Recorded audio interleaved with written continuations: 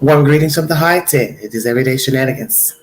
This commentary brought to you is pertaining to scam artists in Canada, United States, and abroad. Many people are catfished each year by con artists. The cybersecurity blog compiled data on worldwide dating scam reports and found that Canada had the third highest number of catfishing reports globally. In 2020, 1,054, behind only 1,129 in Nigeria, and in first place, the Philippines, 1,315. Catfishing is more common than people may think. Studies show that about 23% of women and 38% of men have been catfished by someone.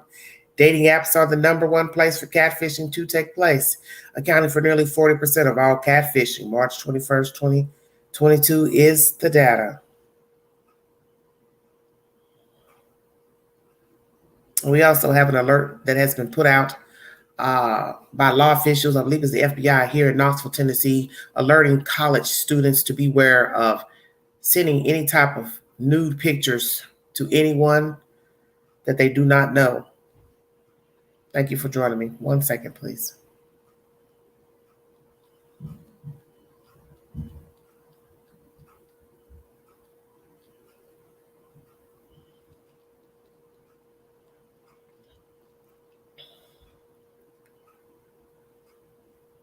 About 20,000 people a year get catfished, though not all of them incur financial losses. In 2020, the FBI received 23,768 romance and confidence scam reports, up from 19,473 in 2019. And the pandemic is to blame as catfishers capitalize on people's loneliness and lack of social life.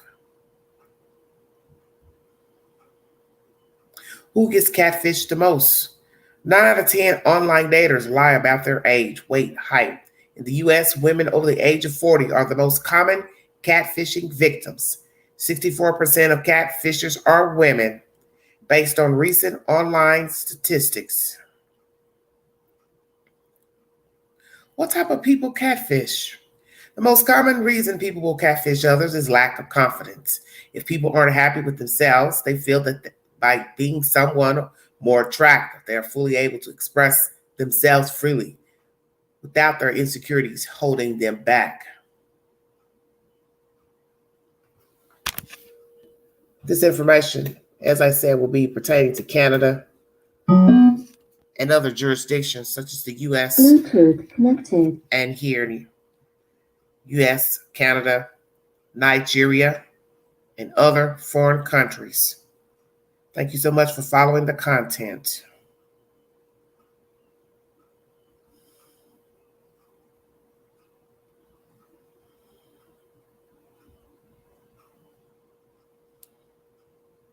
ABC News in Depth is the source of this information. The second part of this live is pertaining to fair weather friends and associates. Know the signs that people are only around when it is convenient, that sometimes they lie and manipulate to only get attention. Know the signs that you're dealing with a liar. Know that everybody is not your friend, that sometimes it's just a season, whether it be 1 day, 2 weeks, 5 months. I will give personal situation at the end of this catfish audio. Thank you for joining me.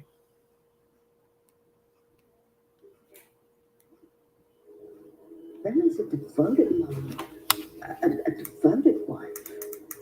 For drugs? No, not my Bella. She was a textbook romance scam victim. She was not someone that would get herself involved knowingly in any way in drug trafficking. Maria Exposto fell in love with a man who didn't exist. She believed she was talking to Captain Daniel Smith, an American Special Forces soldier stationed in Afghanistan. In fact, she was seduced by criminals using stolen photos of a retired British naval officer. In reality, Maria was talking to probably more than one criminal, probably a gang of criminals. Most likely, from what I've looked at in this case, West Africans, and in my view, probably Ghanaian West Africans as well.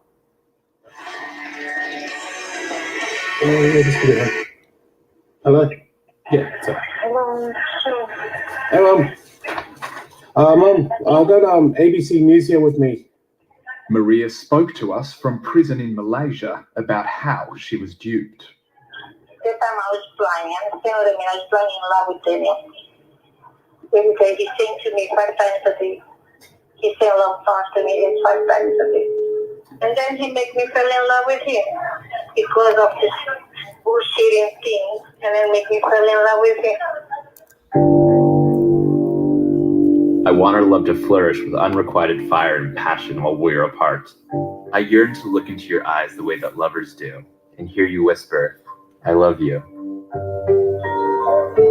The scammers bombarded her with declarations of love, followed by pleas for money. I've searched my heart and found out that you are not happy in your married life. Therefore, I want to ask your hand in marriage. Thank you, my love, for your answer. I'm so happy, my love. I will love and cherish you like no other man. When are you going out, honey? What about the Western Union? When are you going to send the money? Should I just give you a phone? Just I can send this money to my friend through Western Union, and I'll just be like, yeah, okay, sure. But then I started reading them after a while, and they were going to one place was Ghana, and I'm just like, Ghana? What friend does she have there? Maria sent more than $18,000 to Ghana. Within a year, she was broke, but the scammers weren't finished with her. What happens with victims who have been scammed is they get put on a suckers list. And being on a suckers list means that that's sold on the dark web and other criminals will use it. In Maria's case, I think that's probably what's happened, is that perhaps other people have either got involved that have joined these gangs, or her details have been sold off to the next highest bidder to be able to be used as a drug mule. Maria was lured to Shanghai to sign Daniel Smith's retirement papers. She was met by a man who said he was an army colleague. He gave her a bag to take back to Australia. In transit in Malaysia, customs officers found more than 1 kilo of the drug. Hold on 1 second. That is not the one I wanted to play, you all. Hold on a second. I will post that information at the wrong video. Sorry about that. An Instagram message. When the search for love becomes deadly. She is involved in something horrible and she can't see it. How much money are they ripping Canadians off of? Between $100 and $300 million a year. And online romance leads to a dark world of organized crime. They were going to kill all my family. They said they were going to behead me. It was very clear that there was something more at play. I just can't believe that she fell for this. CTV's W5 with Avery Haynes, Peter Ackman, Sandy Ronaldo, and Lisa LaFleur. You're welcome. Thank you all for joining me. W5 is the Here source. is Avery Haynes. Welcome to W5. You've likely heard the term catfishing, where scammers lure victims into online relationships and then convince them to send money. Well, a W5 investigation reveals an alarming reality of who is often behind those scams. It is a vast and sophisticated crime network with tentacles that spread around the globe, including here in Canada.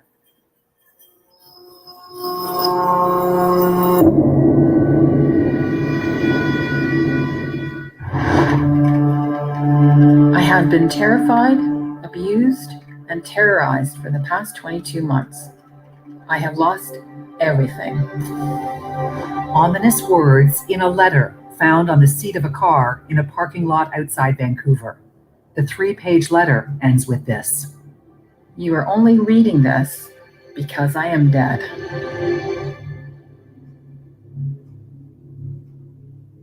This invisible man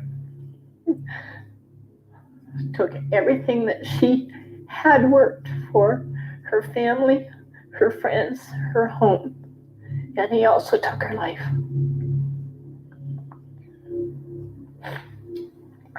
He killed her. He killed her. Yeah, he killed her The invisible man calls himself Ryan Scott. The woman he killed, Karen Ringham's sister, Colleen. She was a beautiful woman. No ifs, ands, or buts about it. She was a very striking woman. And what did she do for a living? She worked for a small company and looked after the books. She worked really, really hard because she was by herself. By herself, but looking for love.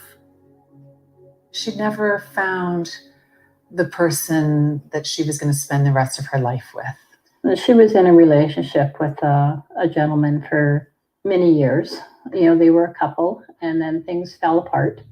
And so, at the age of 59, Colleen turned to online dating to try to ease that loneliness. Do you remember when your sister first told you, hey, I've met this guy and he's something special? Yeah. She had been on this particular site and she'd met this Ryan. And she was just over the moon happy. Colleen and Ryan's relationship started out innocently enough. September 15th, 2016, Ryan sends a selfie and a text about how he loves making friends. Over the course of that very first chat, they talk about their mutual failed relationships. Ryan tells Colleen she's the woman he's been searching for. He sends her pictures of his 17-year-old daughter. Colleen sends a photo back. Even though Ryan said he was overseas working on an oil rig, to Colleen, this was a thrilling new world of online dating. Ryan messaged her first thing in the morning and the last thing at night, sending increasingly loving messages and poems. The two began planning a life together. I think he just knew how to do the talk to make her feel really good. All of a sudden, they're talking a life together in marriage. And so she's telling me that her and Ryan are going to travel the world. They're going to live in all sorts of different countries. And she's always wanted to do this. When your sister calls up and within months of telling you about Ryan, there are red flags that are going off for you. Absolutely. I said to her, I said, do you really feel he's true to his word? She would just say, oh, he loves me. I love him. He's the man that I want forever. Within a few months, the man Colleen wanted forever, but never once met in person, starts asking for money. About $1,800 American to move a trunk that Ryan said was stuck in customs in Turkey and was filled with money he was owed. Colleen agrees to pay a company called TSS Diplomatic Services to release the trunk, and Ryan promises he'll pay her back. But that one request spirals into constant demands over the next 2 years for ever increasing amounts of money.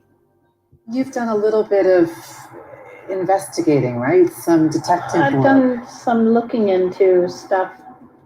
Karen has been scouring through Colleen's belongings, trying to unravel the mystery of her sister's last months alive. Were you able to get anything out of the iPad? I got some stuff out of the iPad. There's lots of messages back and forth.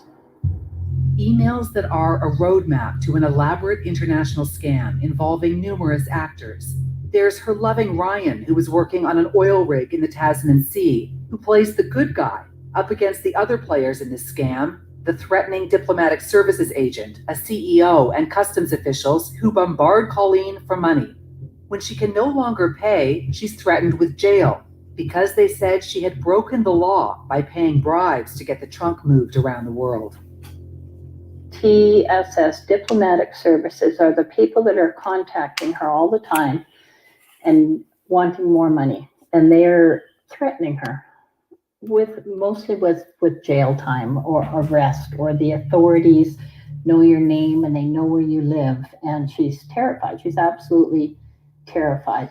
Do you know how much money your sister gave to Ryan? Close to $1 million. Close to $1 million. Yeah. About $960,000 she gave to Ryan and the whole scam.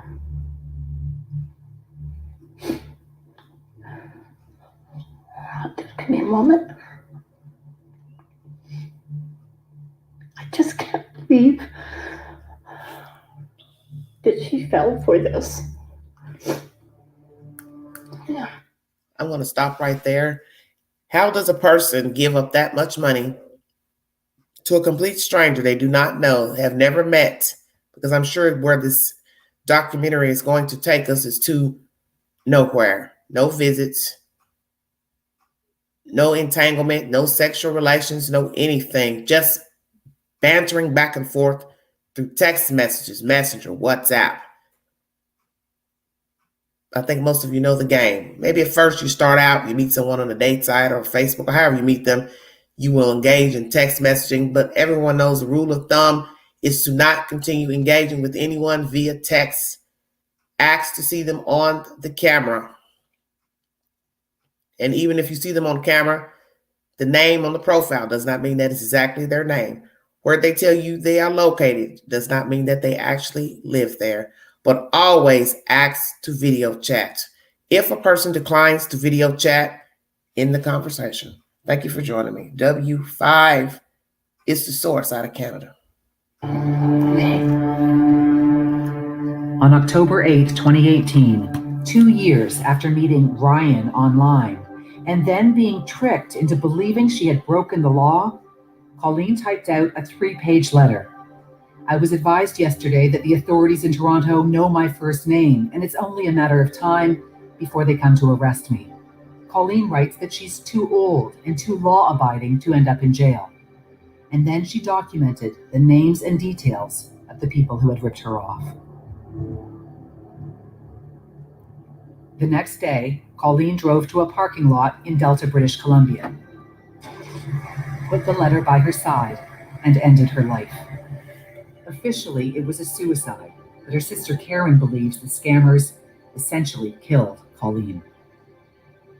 She saw no way, obviously, of being able to get out of this.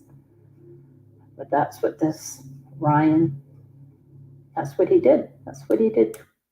Did she ever verify the name of this company, attempt to call this company to see that they were a legitimate company seeking to arrest her? Because she could have called anonymously, naturally, just to inquire about the company. Hi, I'm calling about such and such. What type of place this is? She didn't have to verify her name. And if indeed, is this place a real business? That's what we have to ask ourselves. Is this a real business? And did she call to verify it? Yes. If that report wasn't made, we don't stitch it together so quickly. Go back a little bit. And then she documented the names and details of the people who had ripped her off. The next day, Colleen drove to a parking lot in Delta, British Columbia, put the letter by her side, and ended her life. Officially, it was a suicide, but her sister Karen believes the scammers essentially killed Colleen. She saw no way, obviously, of being able to get out of this. But that's what this Ryan, that's what he did. That's what he did to her. And I guess it's a horrible thing to say. I feel relief for her. This horror story that she lived in secret, all by herself, was over. The photos Colleen fell in love with are not Ryan Scott. He doesn't exist. W5 has learned they are of an innocent Canadian man, Tommy Keene, whose identity was stolen by fraudsters. So who is behind scams like these? If that report wasn't made, we don't stitch it together so quickly. Mike Kelly and Tim Trotter, 2 detectives across the country in Toronto, have a fairly good idea, even though they haven't worked on Colleen's case. They spearheaded an exhaustive investigation that will change everything you thought you knew about just who's behind romance scams and where they're operating out of. when we hear about a romance scam, we think about one woman being scammed by one guy. That really is not the case. No, not at all. It's one individual against an entire network, a sophisticated group of individuals with specialization in false documents, in talking on the phone, with specialization in talking about financial matters, individuals who are quality control operators, people who facilitate logistics, people who play different roles and different characters as the need moves along. The people who prey on that are experts at it. That's why we're kind of passionate about this, is that fraud is probably one of the most devastating criminal acts that someone can be the victim of. Coming up, They recruited some of the top academic performers. a remorseless fraternity of hardened criminals goes worldwide. We understand them to have a presence in 26 countries around the world. When W5 continues. All right, brief intermission. Thank you all so much for joining me. That's a beautiful shot. Yeah, that was great. Karen Ringham is remembering the good times with her sister Colleen. That's a nice one. Yeah, we were great together. But it's these photos on the iPad Colleen left behind that tell the story of her last few months of life.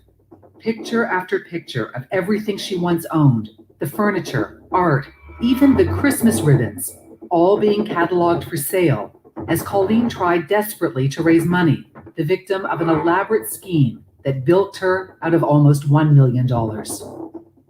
When you found out that she had put her house up for sale, you must have realized she is in this very deep. Yeah.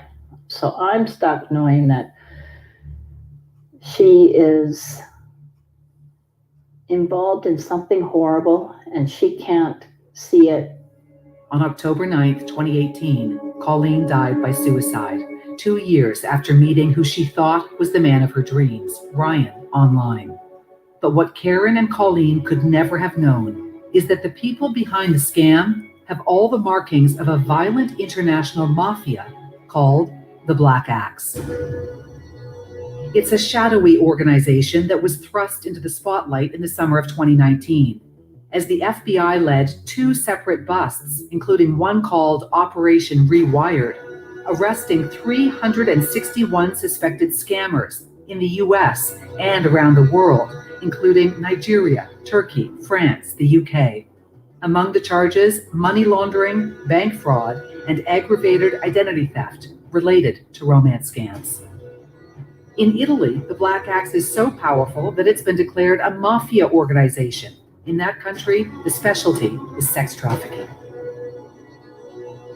And as 2 detectives in Toronto uncovered, they also have chapters in Canada.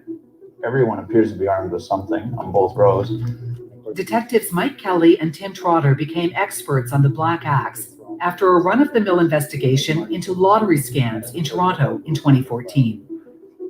Was there one moment where you were like, oh my God, we have stumbled across something far bigger than we ever could have imagined? But there was no sort of aha, like real genuine, like I have an idea of how big it was until we started piecing together the investigation involving Akahoman.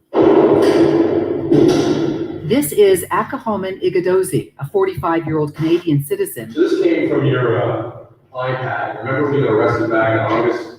Being interrogated by detectives Trotter and Kelly for more than an hour after he was arrested at Pearson Airport in 2014, trying to travel to the US with fake ID. A border guard inspected his wallet as he was leaving and found a credit card that wasn't in his name, as well as some documentation that caused some concern that he might be involved in fraud and money laundering. As a result of his arrest on those charges, I wound up writing search warrants for his electronic devices. And you end up finding a treasure trove in his electronic devices that shows you a network that I'm guessing you couldn't have even imagined existed at that point. No, you're talking in one particular chat for over 4,000 lines of communications and furtherance of scams and best practices and how to carry it out. And within all those chats was another chat, what turned out to be a romance scam victim here in the city of Toronto. The victim reported starting out on a dating website. A Toronto woman who had a PhD and had worked for the United Nations, victimized much the way Colleen had been, conned out of $600,000. Also on those chats, evidence that scammers around the world were working in unison to rip people off, transferring huge amounts of money between countries. When you're looking at this network that you say the fraudster that the woman is dealing with is sort of the tip of this massive iceberg, how far out does that iceberg go? This particular Toronto victim dealt with individuals operating here in Toronto, individuals operating in Ireland, and individuals operating in Hong Kong. Those are just the ones that we have on the surface that we know about. But the investigators were stumped by this one question. Why is it that a bad guy in Toronto can convince a victim in the United States to wire $50,000 to Hong Kong, then $50,000 to Singapore, and then $50,000 to Spain, and that other criminals around the world won't simply take that money and run away with it? It just seemed like a basic question of what holds that together. It was very clear that there was something more at play. But it wasn't until the Toronto investigators stumbled across strange social media posts of Igadozi and some of his friends, especially this one associate, Narenzi Iribor, that it became clear just what more was at play. A fantastic RCMP analyst happened upon Mr. Iribor's social media account, and in it there were just images throughout of him wearing these funny berets and these scarves. Detectives Trotter and Kelly take us inside their investigation, giving a slideshow presentation of the social media photos that first tipped them off. Strange hats, logos, hands held up to form an X. The detectives analyzed it all and learned for the first time about the feared organization called the Black Axe.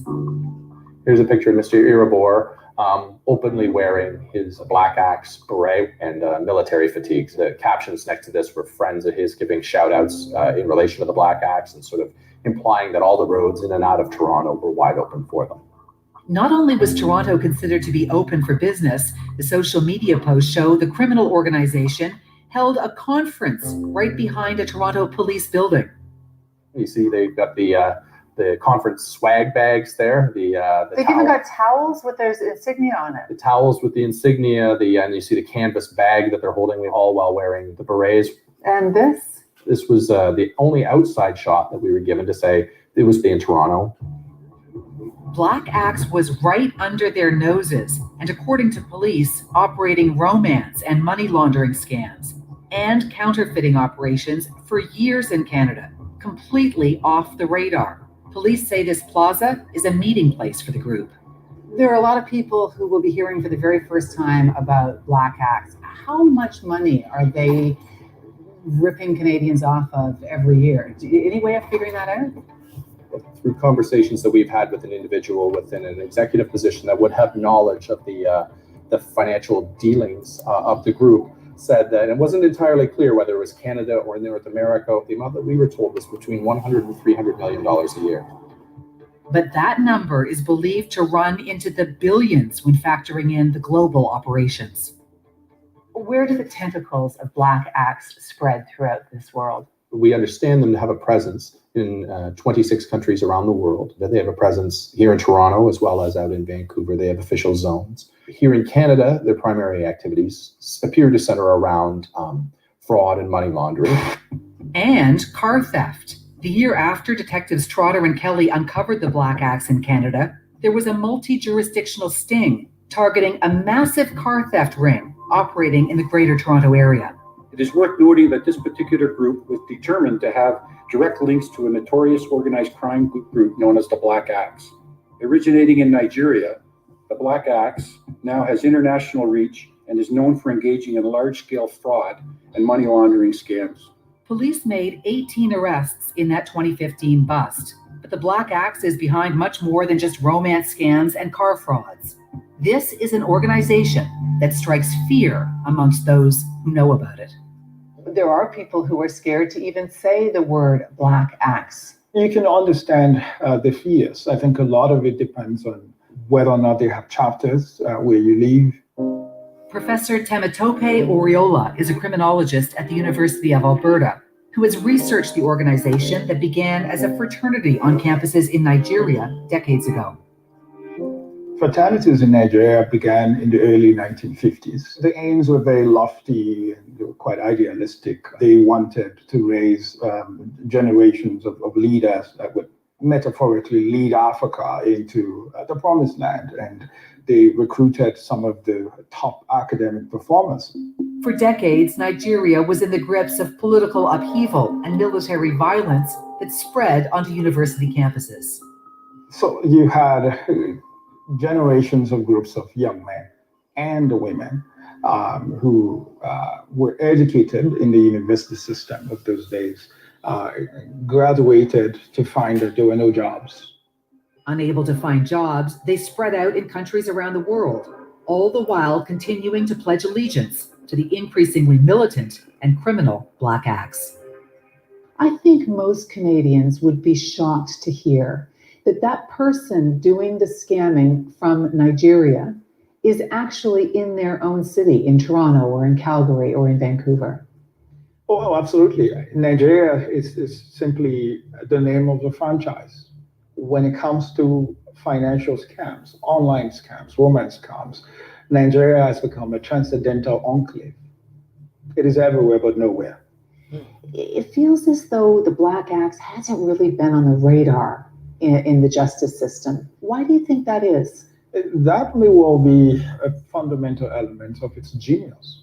You're dealing with an insidious and subterranean collection of individuals and working almost tirelessly to remain under the radar. Its capacity to remain beneath the surface is a part of its genius. Back in Toronto, detectives Trotter and Kelly say their one big investigation into the Black Axe netted 30 arrests, enough to make a small dent in local operations. And I think in the end, we rocked their boat. We didn't sink it, but we rocked it significantly. Coming up, These are masters of psychological trickery and deceit. more broken hearts when the truth is discovered. And they said, yes, this man is not real. You have been scammed. When W5 continues. All right.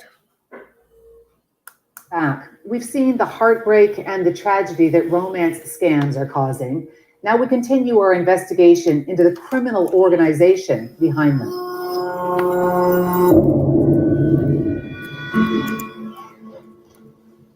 Mary Burnt is meeting with her dressmaker, Jean, the woman who made her a dress for a wedding that never happened.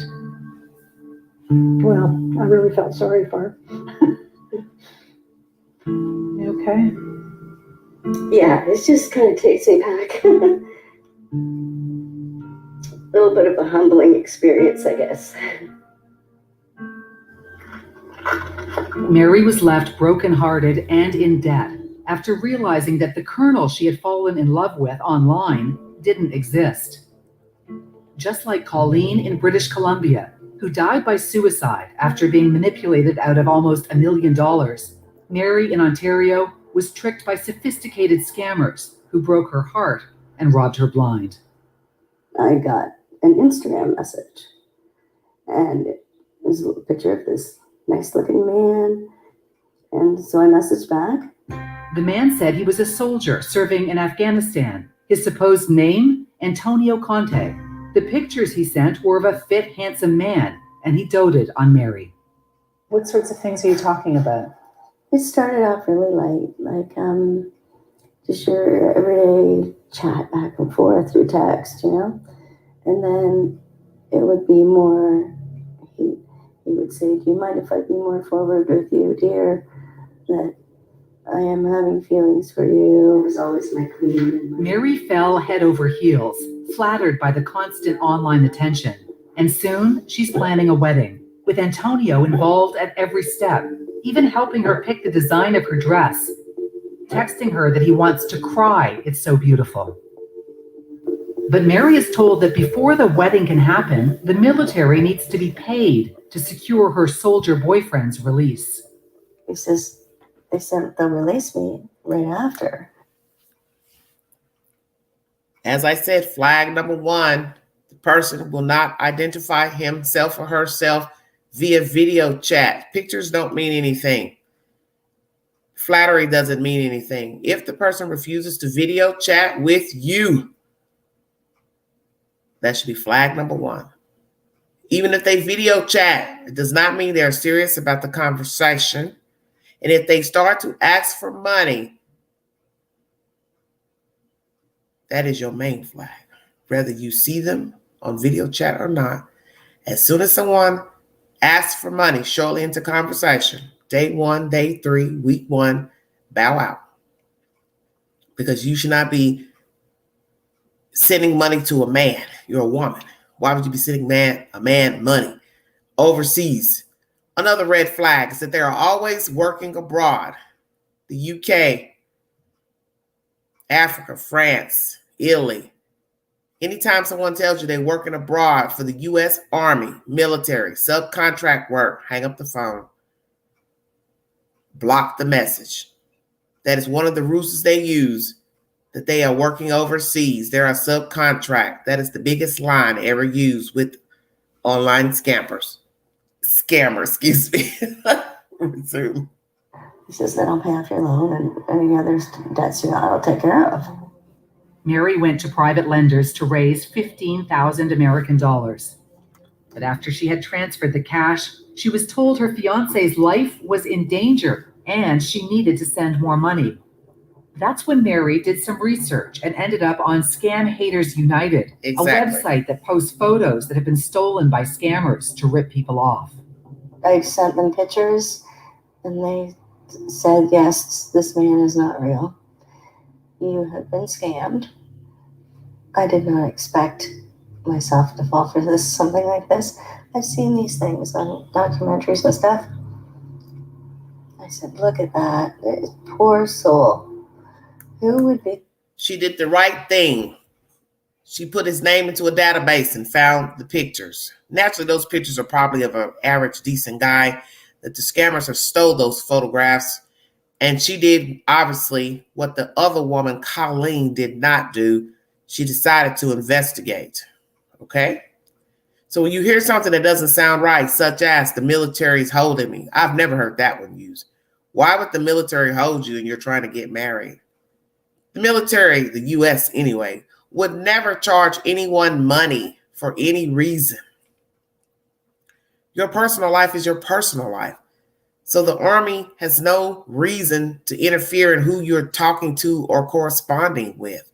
So she should have known then when he said, oh, I need money.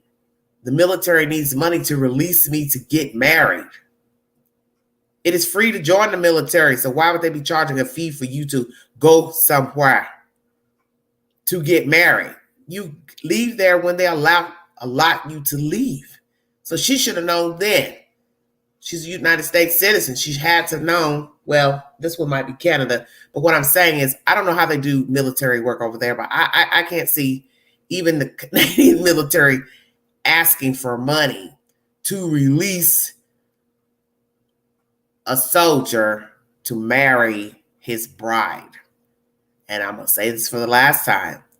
If you have not video chatted with the person, you do not know who you're talking to. 2, you can still be scammed even if they decide to show their face. Because if they want to scam you and show their face, then they're just even more brazen. Excuse me for the discrepancy about the United States. But she had to have known the military would not have asked for money. So she's researched, realized his face, the picture, is in a database for scammers. And you know well, the pictures are not of the guy that's scamming her. Thank you. Silly enough to fall for that. Mary stopped all communication with the scammers, but W5 has learned these very images have been used to create thousands of fake profiles by romance scammers. According to the RCMP's Anti-Fraud Center, in 2018, an estimated 15 to 20,000 Canadians were ripped off in romance frauds. Yet fewer than 1,000 of those victims reported the crime to police, with recorded losses of $22 million. And the scammers, including the sophisticated international crime syndicate, the Black Axe, have a penchant for using American soldiers as the face of their deceit. Yes, very true. It's enormous. We've dealt with hundreds of these over the past 6 or 7 years. We quickly realized that soldiers' identities were being stolen and scammers were doing this on a global scale. Christopher Gray is the Chief Public Affairs Officer in the U.S. Army's Criminal Investigation Command in Quantico, Virginia. This crime of romance scams, of scammers using American military personnel to rip women off, is so vast that the U.S. military has actually issued a directive to soldiers. Yeah, we do a lot of work to help soldiers out to make sure that they protect their identities. They lock down their social media accounts. They try not to take photographs a lot and put it on social media in their uniforms or with their name tape showing. It's a warning that came too late for Brian Denny. I retired as a colonel for the United States Army just 2 years ago. In 2016, Denny, who lives in Virginia, made a disturbing discovery about the photos he posted on Facebook. Right in a the lady chat. in Canada contacted me.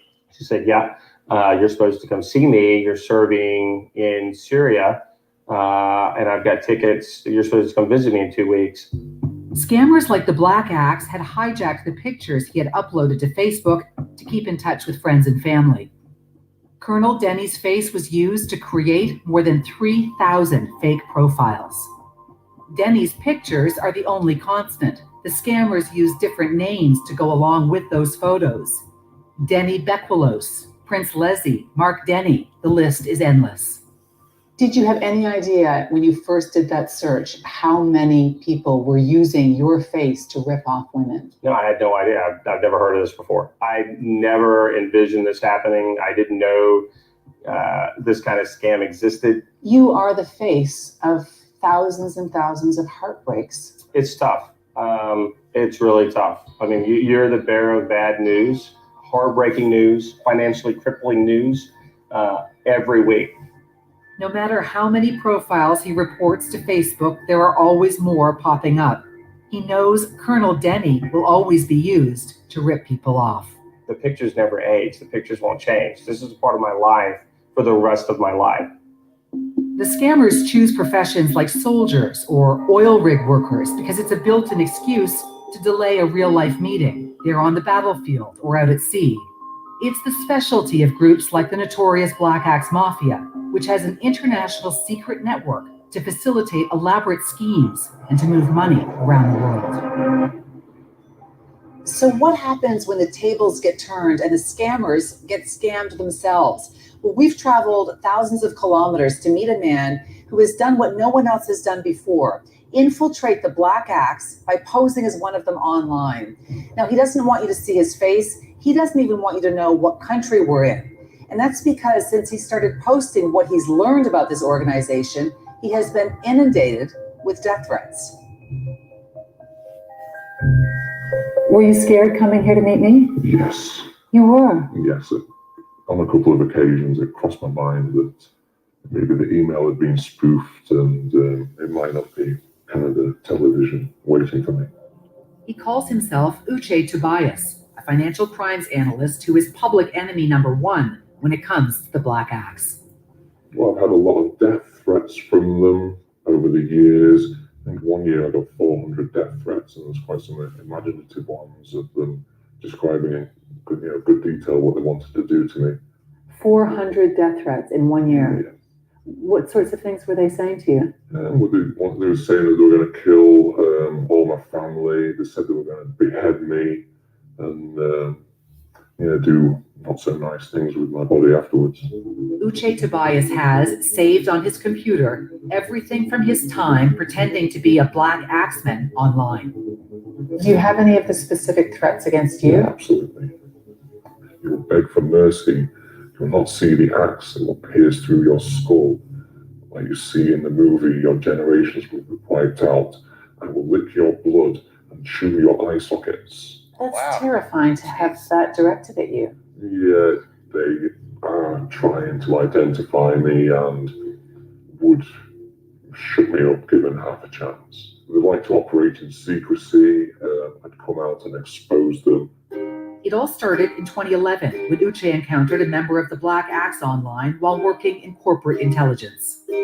I was able to intercept some communication, and about 95% of the people were identifying themselves quite readily as being a member of the Black Axe.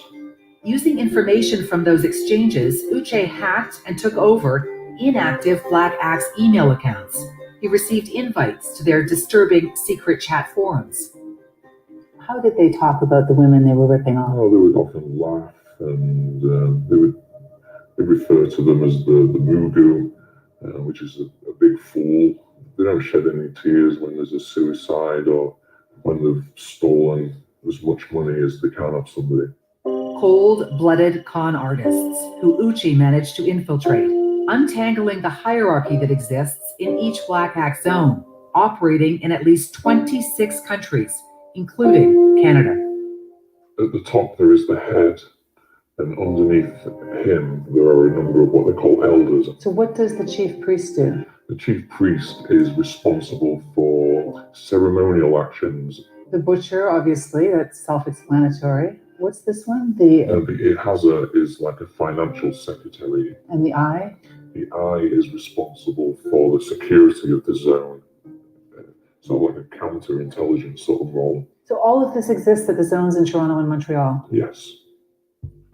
What we weren't expecting when we met Uche is that he would provide the clearest evidence yet that Colleen's scam was the work of the Black Axe. Because how Colleen was conned is pulled right out of the Black Axe playbook. Before her death by suicide, she was romanced by a charismatic man online, tricked out of nearly $1 million to secure a trunk of money, a storyline that Uche has seen many times before. These fake characters will have vast amounts of cash in a trunk box somewhere. They'll need, $500 or $1,000 for various certificates. This is exactly what happened to Colleen. Yeah. This is a common narrative? Yeah, the trunk formats. Yeah. They'll give various evidence that it's moving. So maybe it's flown from Iraq to Germany, and they'll have the airport bills and such, and they'll have almost a paper trail of supposed evidence for this trunk having moved closer to them. Colleen was up against an entire network of people whose only job was to convince her that this scam was real. When people hear stories about women giving away their life savings to a man that they've never met, they make a judgment on her.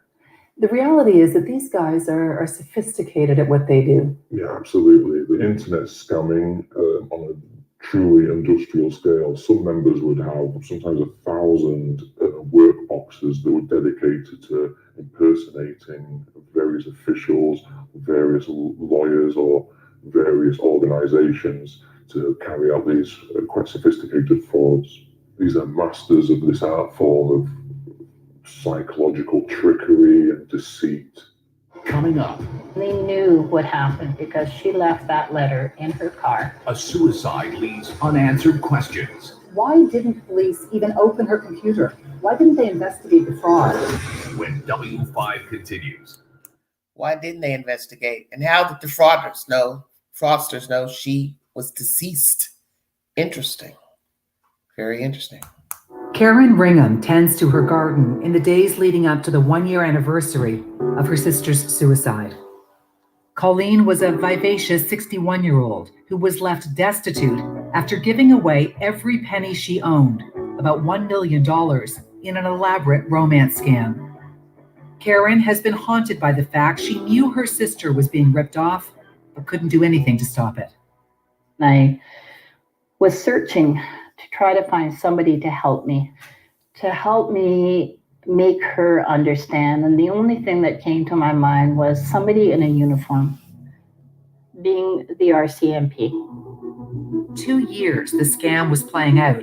Karen says the RCMP were called 3 separate times by family and friends, begging for help. Well, I called the RCMP. I didn't know who to call. For help. They said, print off some other romance scams that you've seen on the internet. Maybe present that to her. But the pamphlets did nothing, and so Karen called the RCMP again. And they actually went to her place of business, and they took her away and took her for assessment. Colleen was released. She could not be convinced that Ryan wasn't real. The RCMP were called a third time when Colleen suddenly sold her house. They sent a liaison officer out to her home to talk to her about scams and left her brochures. 3 interactions with the RCMP. The fourth was when Colleen was found dead in her car in 2018. Did anybody say, we need to scour through her computer, look at the IP address, try to find out who's behind this? No, they didn't. And they knew what happened because she left that letter in her car.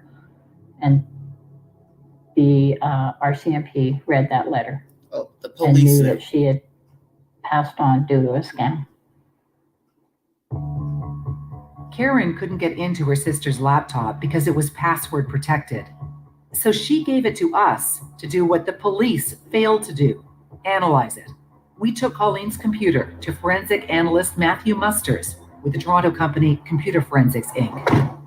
There's an enormous amount of information available on your personal devices that most people don't realize is even there.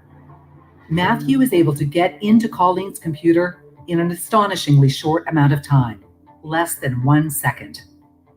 Matthew then makes a clone of Colleen's hard drive. Everything Colleen did, her chats, her search history, emails, is all on this hard drive. All stored in little files inside of that hard drive. Colleen's online footprint, the documents she erased, the chat she had on the phone she had backed up to her computer, all here. And the picture that's painted during this online forensic investigation is haunting. This right here is the last Google search that she made. The last Google search conducted on this computer prior to her death was for BC Protection Order Registry. Searches for how to get a restraining order, a woman's shelter, and repeated searches for the RCMP. Colleen clearly believed she was in real danger. But the data from Colleen's phone reveals even more. We can see everybody that she's really talking to on this program, what their names are. We can pull up their chats, we can export it. This is Ryan. That's Ryan, yeah. And he's one of the top contacts on this phone. So can we see what she was communicating with him, what she was saying to him, what he was saying to her? Sure, absolutely. So we can see that there are about just over 5,000 events. Matthew's search also reveals a piece of information that could have been useful to police. The name of a legitimate dating site where Colleen was lured by her invisible man. Hello, dear, it's me, Ryan. You just gave me your number on Scout. So Scout is a dating application? Within just minutes, we have realized where they met. Clearly, Ryan has had an account with Scout. That's a pretty big piece of evidence that you've just discovered. The next step in this case would be to issue a production order to Scout and have them tell us any information that they have about this user named Ryan Scott. This is key information that could have helped track down who did this to Colleen. Sure. There's likely a good amount of information that Scout has that we don't have here. All of this potential evidence that could have led to Colleen's scammers. Why didn't police even open her computer? Why didn't they investigate the fraud? W5 issued a very clear request to the RCMP to discuss specifics of Colleen's case. We were granted an interview with Guy Paul, the RCMP's mass marketing and major fraud coordinator in Ottawa. What can you tell me about the RCMP investigation into the death by suicide of Colleen and the defrauding of almost $1 million of her dollars? Unfortunately, through Privacy Act, we're not allowed to speak of a specific cases. We were really clear when we reached out to you that one of the things we wanted to talk about was the suicide of Colleen and what the RCMP did to investigate her death. I can't because I don't have consent from the victim herself to be able to speak about it. The victim is dead. I understand. And it's very unfortunate that it came out to that result. And it's very, how can I explain that in simple terms, but it is very bothering when the victims comes and commits suicide. You can't tell me anything about how the RCMP handled her death and the fact that she was defrauded of $1 million? No, I can't. Because of privacy laws? Because she's dead? Exactly. I need proper consent from the victim, which is unfortunate. Well, she can't give In you a follow-up consent. statement, the RCMP told W5 they had limited options to investigate while Colleen was alive because of her insistence that she was not a victim of a fraud. They also state the RCMP does not have a mandate to pursue individual cases. None of this comes as a surprise to Uche Tobias, the man who infiltrated and exposed one of the primary romance scam organizations, the Black Axe. How difficult? This is very baffling here. 1 second, hold on, you guys. Why did she not tell the Royal Canadian Mounted Police, because I'm sure many of you are wondering what those letters stand for, that this was not fraud? Was she just believing in the guy who was milking her of the money and thought that the army were the scammers instead of the guy who she was dating? They're all connected. They're all the same person. I doubt that this organization even exists. If it did exist, he's still behind it. And I think even at the end, she didn't think possibly that he had scammed her. She's thinking it's this group of people who are holding him as a army soldier, which makes no sense to me how she could not put the two together if we're to believe this official from the Royal Canadian Mounted Police. Then he says they need consent. Well, how are you going to get this consent? She's dead. Seems like to me this will be open information. Now that the cat's out of the bag, they have the documentation to show she was talking to these people. This person's trying to get money from her. But obviously they have their privacy laws. So they say. Else. Well, I believe it would be fairly easy if they attached the manpower and the willingness and determination to do so. But because the crimes were happening over various countries, you perhaps have a victim in one country, one of the scammers in another country, the information gets passed around like a hot potato, and it's very rare that something gets done. In fact, Uche Tobias tried to share what he had learned about the Black Axe with police agencies, but they weren't interested. And so instead, he's created a website to expose all of Black Axe's secrets online, including posts they had made about violent crimes they were involved in. In the Canada zone, there was an instance of a Black Axe member raping a 12-year-old girl, and they moved as an organization to cover that up for him, and he fled Canada. Wow, and this was all information that you had gleaned from having infiltrated the Black Axe. And so he never saw justice. As far as I know, he fled to Nigeria. Few arrests in Canada are ever made. A lack of resources, and in cases, a lack of will, combined with the fact victims rarely come forward. Mary, who was planning her dream wedding, didn't even go to the police. She didn't think they'd take her seriously. And so organizations like the Black Axe can, for the most part, destroy lives with impunity. And it's coming up. It has been 1 year since Karen Ringham's sister Colleen died by suicide, the victim of a romance scam that robbed her of everything, and by the end had her fearing that she was about to be arrested. When you think of the invisible man, as you call him, Ryan, what are your thoughts? I'm sure he's off doing it to somebody else. And this whole scam, it worked. They had a woman hooked here for 22 months. We got almost $1 million. You know, she's left a lot of loved ones behind.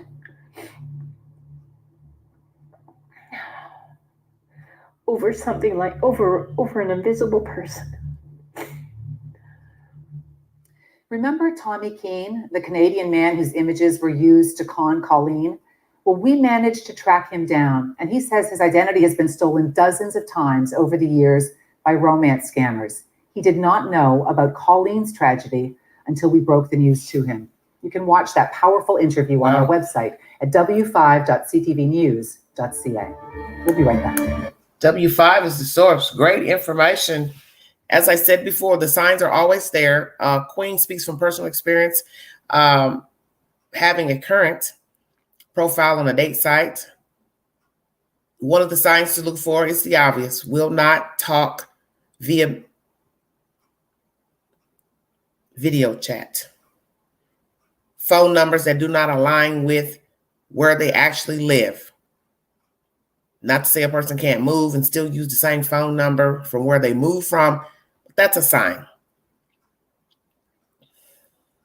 Saying that they're abroad. Saying that they are with the United States military. Incomplete sentences,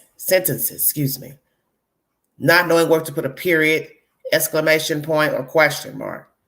They will write a sentence, broken English, and put the question mark far away from the last letter in the sentence. A very major discrepancy in broken dialect, usually from foreigners, Africans. Okay?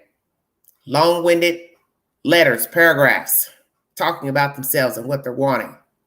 Using first names, such as Brian, Charles, Brian, Denny.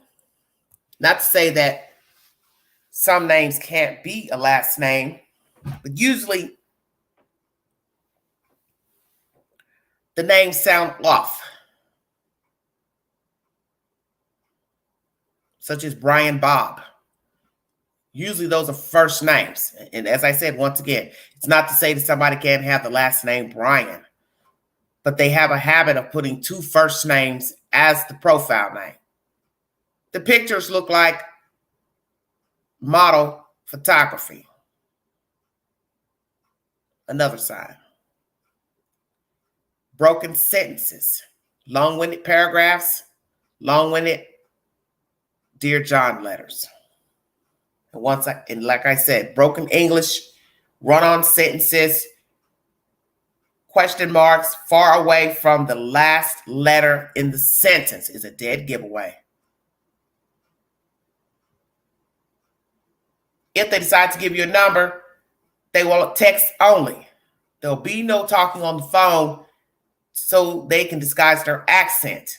Because naturally, if you're an American, no matter wherever you are, you're going to sound like an American. So therefore, they may give you the phone number. But when you get the number, they will never answer, and they will be text only. And as I've told many men on the date site, why do I need to talk to you via phone when we have the option to talk here on the site? And the sites now, a few that I've known of, give you the option to use their own phone at the bottom of the screen. And a lot of men, even that aren't allegedly scammers that do live in the United States or near you, they still don't want to use the phone. No, I need your number. I need your number. But you give the number out, and usually it goes nowhere. And you also could be scammed by people who live right here in the United States. I had an incident once where a guy, this is when I first got on the site a few years back, the guy was inviting me to a concert that was taking place in North Carolina.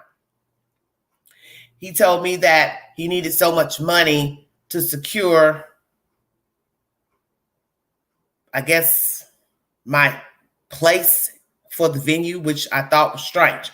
Because if you're inviting me to somewhere, you should be paying for my place, the ticket, whatever, to enter into the event. But you said you work for this company who was paying for you to go to the event. So were they only paying for one ticket or were they paying for two? So why would I want to give you money to go to an event that you were allegedly attending for free?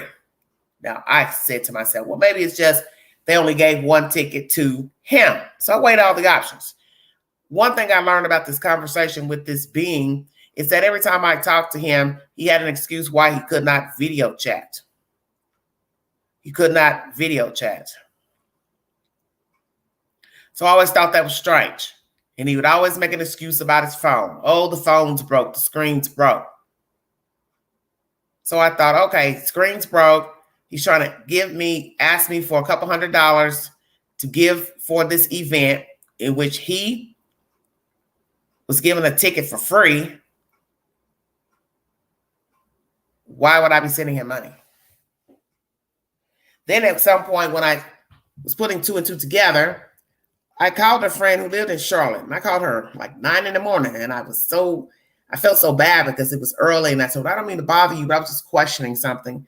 I said, are you having an event with such and such coming to town? And she said, no, I haven't heard of these people coming. It was a famous people coming. And she says, no, I hadn't heard of these people coming. And she kept up with what went on in Charlotte. She lives in Charlotte.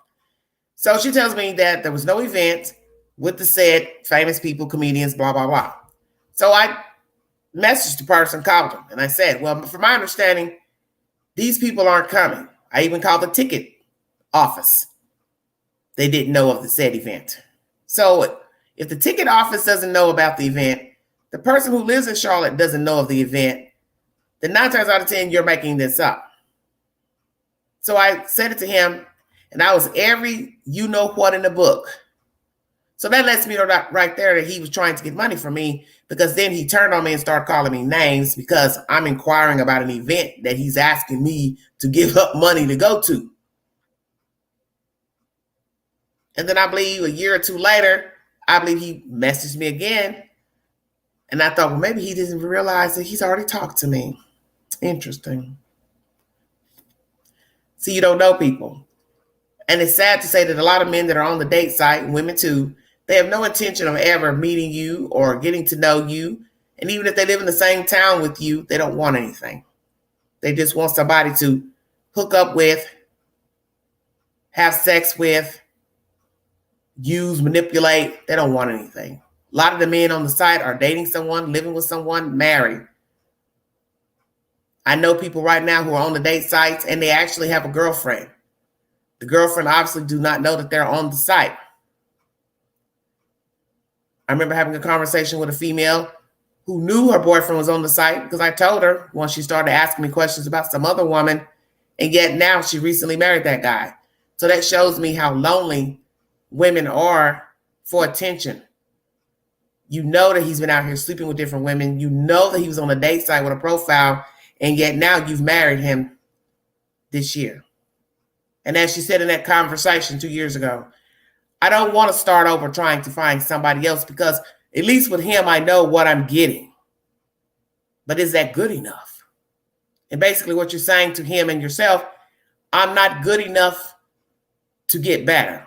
So I'll go ahead and settle with this person anyway.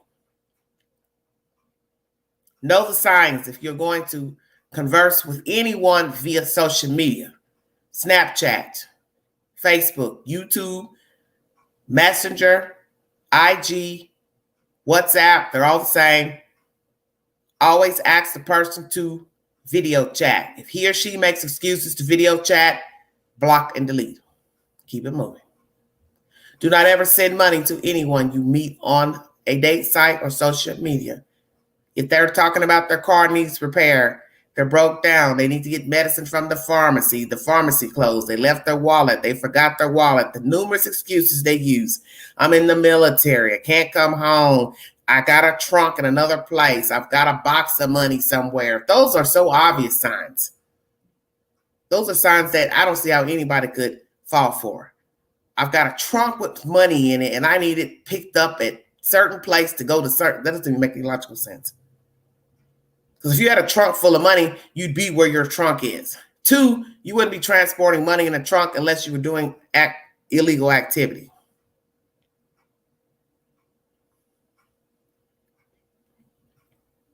Know the signs.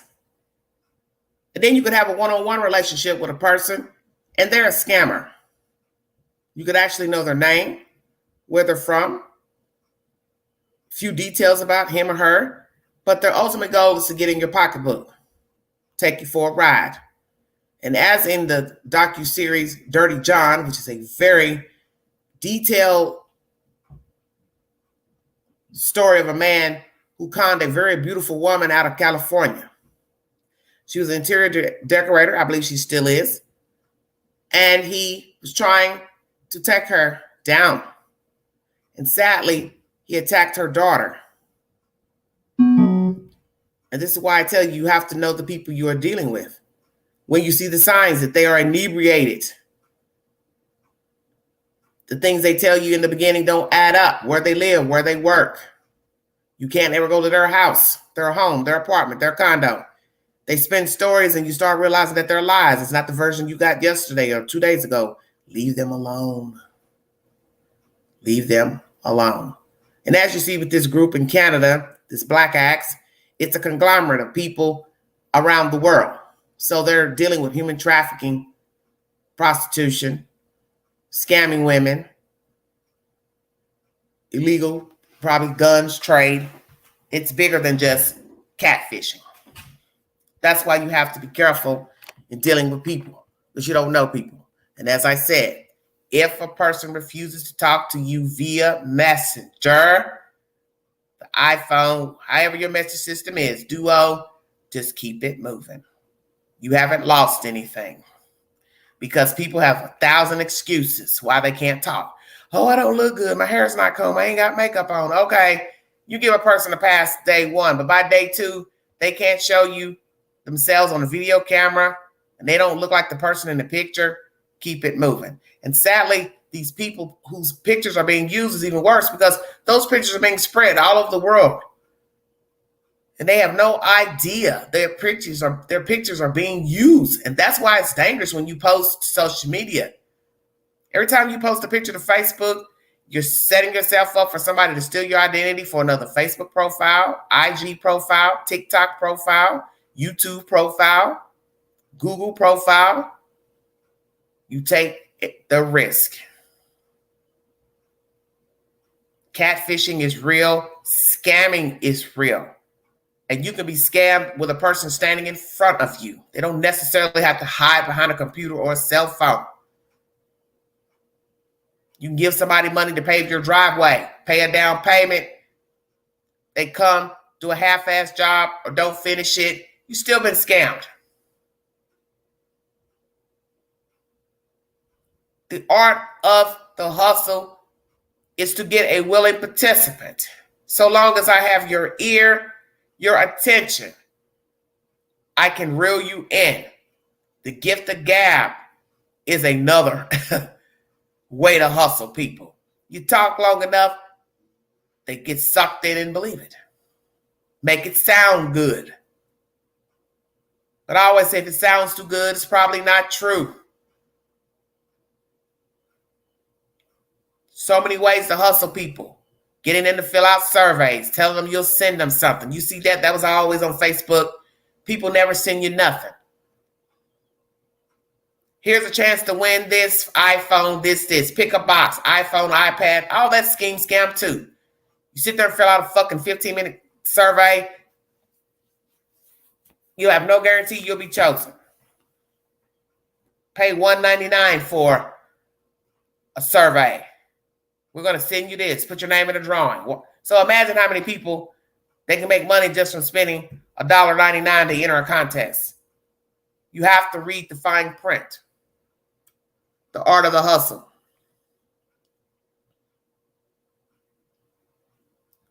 Thank you so much.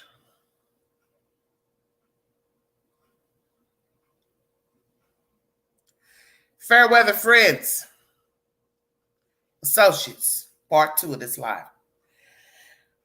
There comes a time in life when you have to know that the people you are dealing with do not mean you well. It can start out, they have nice compliments about you. Oh, I like you. I like your company. I enjoy talking to you. But somewhere in the conversation, you may learn that they are not being the best person they can be. Such as, when things are not going well for them, they tune out, fall off, slough off. And we're all entitled to have a moment of silence where we don't want to deal with people. We don't want to answer the phone. We don't want to be bothered.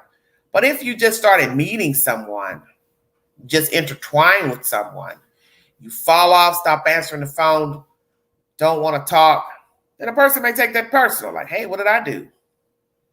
So if you start off talking to somebody every day, every other day, and then you decide to slough off, the person may get offended and think that you're acting funny. And naturally, they could ask, hey, is there a problem? What's up? Did I do something? Say something. They say, no, it ain't you.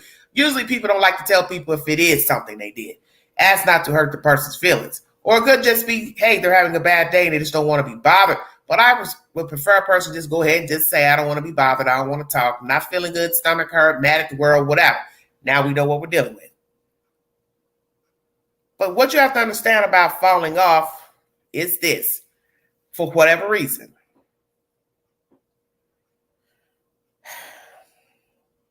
when you decide that you want to jump back in to call the person, text the person, they may not be in a mood to reciprocate.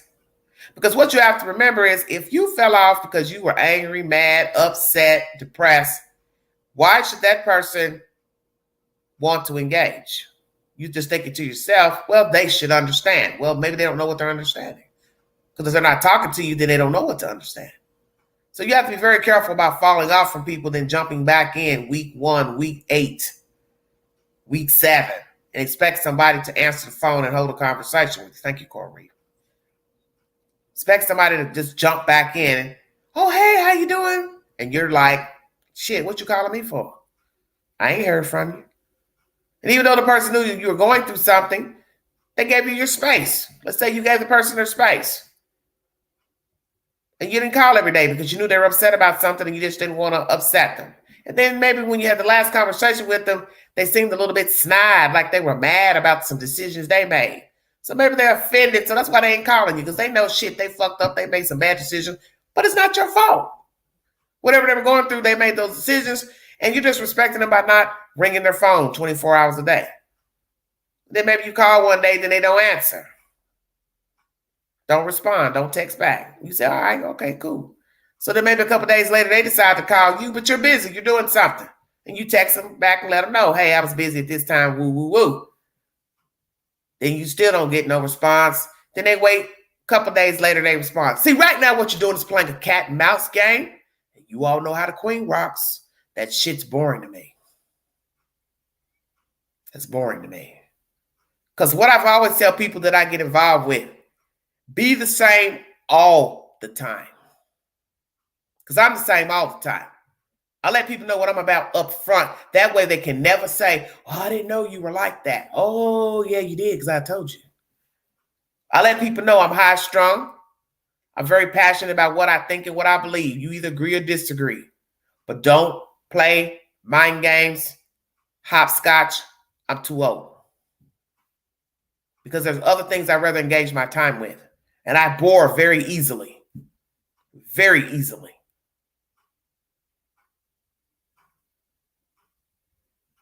So I'm going to say this. Don't expect to get what you didn't give to me.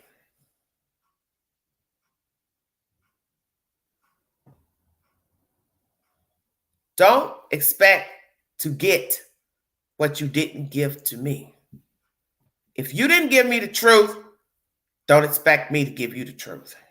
You don't give me courtesy, don't expect me to be courteous to you. And I'm seeing that with a few people. That you've got to stick up your ass about some shit. You don't know what I'm going through because I ain't told you. Because something said, shh, be quiet.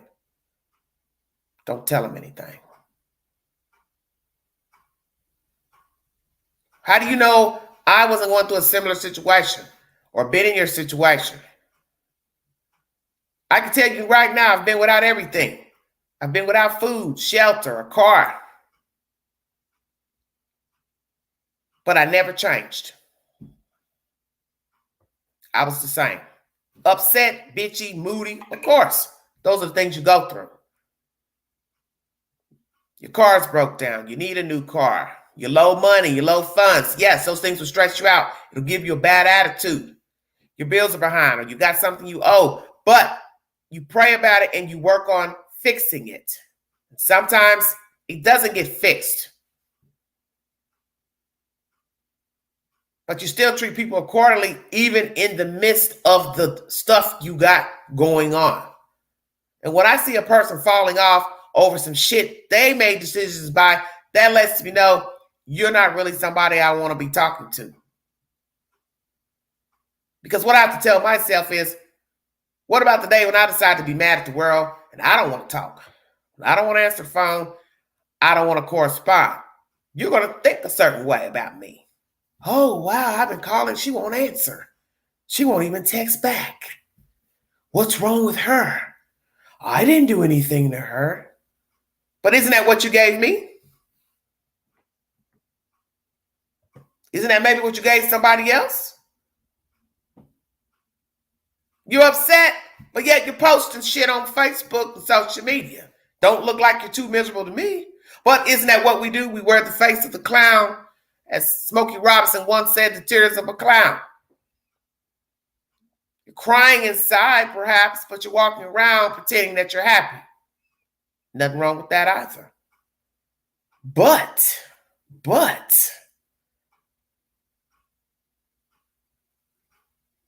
don't act like you're so distraught with Pookie, but then when you get over here in Ray Ray's peripheral, you're happy-go-lucky.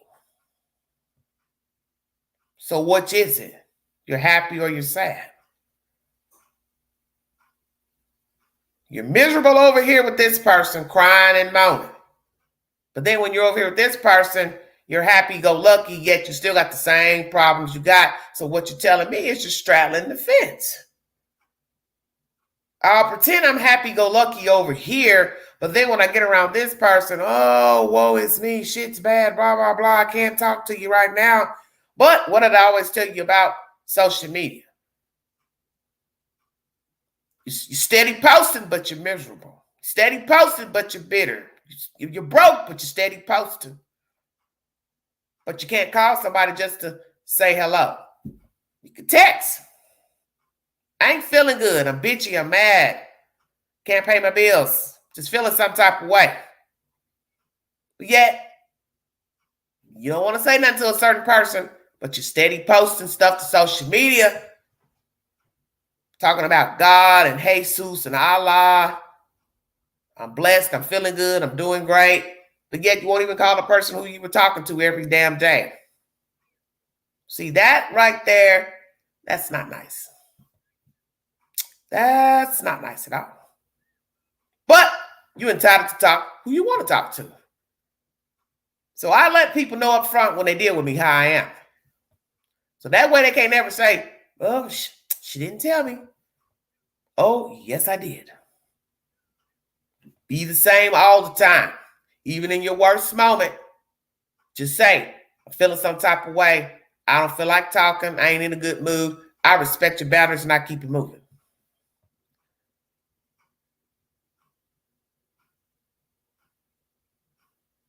Helping people. Cry and moan when things ain't good.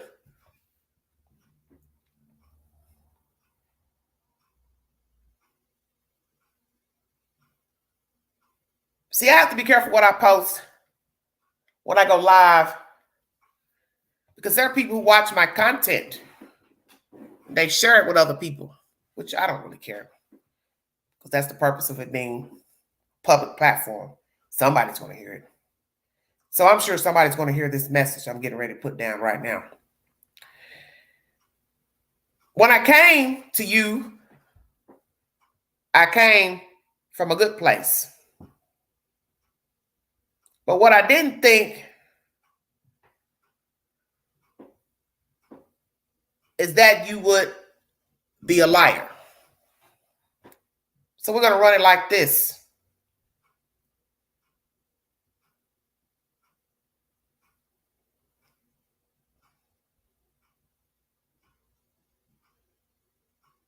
Are you sick or you're not sick? Because now Queen is starting to wonder what's the truth about what you told her. See, I always look for stuff, kind of like the lady in this commentary. She went looking. What did I tell you all about? All the stuff that's been happening with this YouTube stuff and down in Savannah. Seek and ye shall find. If you go looking, come on with it, Queen, you will find just what you're looking for. So if you tell me you're sick, I'm going to believe you. If you tell me you were hurt, was in an accident, I'm going to believe you. I'm not going to believe you when I find out that you've lied, or I found information that contradicts what you said. So I'm going to say, why lie about not being well, being in a hospital, having surgery? What was the truth?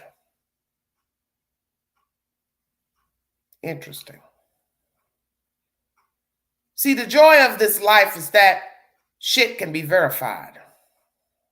You didn't know I was going to call the hospital to see if you were actually in the hospital, but I did. Because I tried calling you and couldn't reach you. So I want to make sure you're all right, because that's what a decent person would do. Sorry, that person's been discharged on the 2nd. Oh, what did you say? That person was discharged on the 2nd.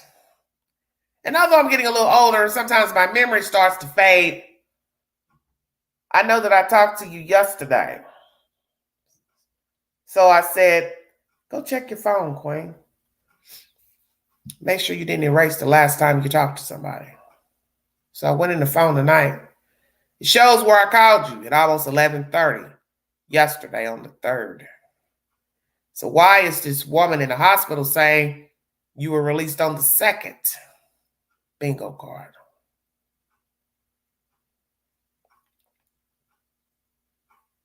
I hope I'm not boring anybody in the chat.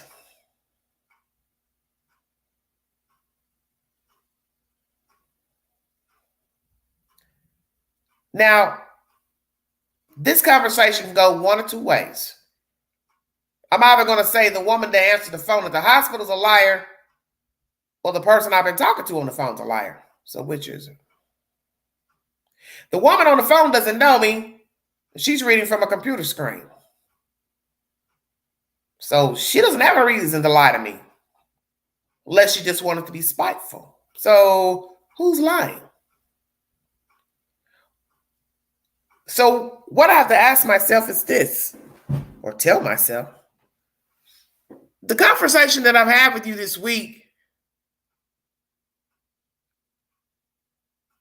what was the truth?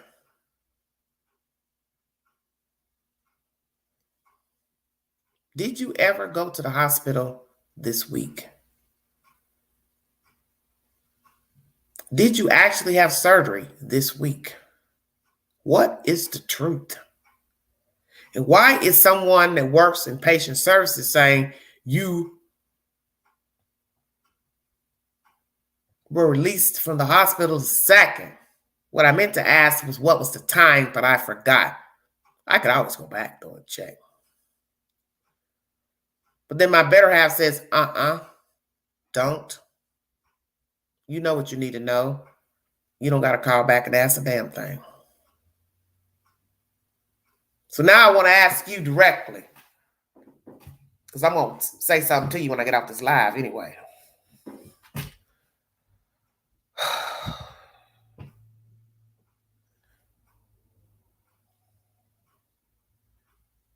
Why lie?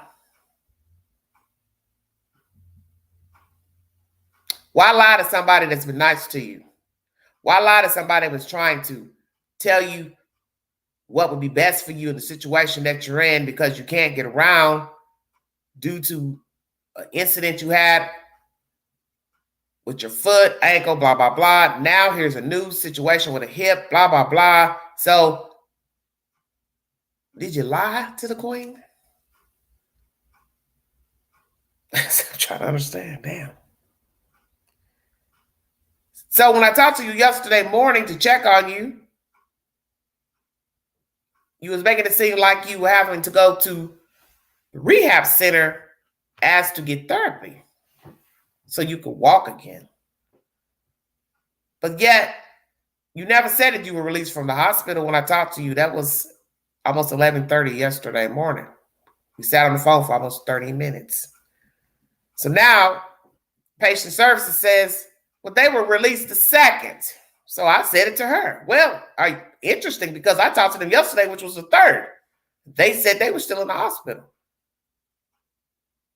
Because I kept saying, when are you getting out? When are you getting out? What are the doctors saying when you need to get out? And your explanation was, well, they're recommended I go to a facility affiliated with them, or I choose my own rehab facility to go get myself, back up and running.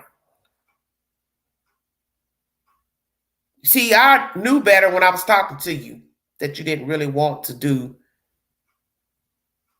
the rehab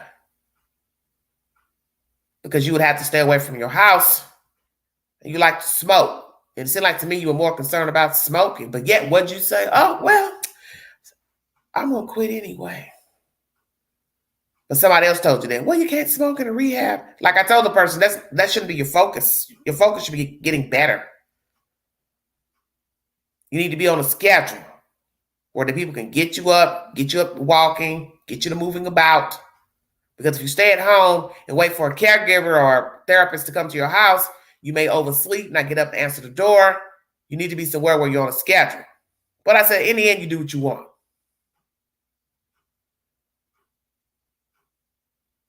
And the person even asked me, so that's what you think I should do, go to the rehab? I said, yes, that's what it's for.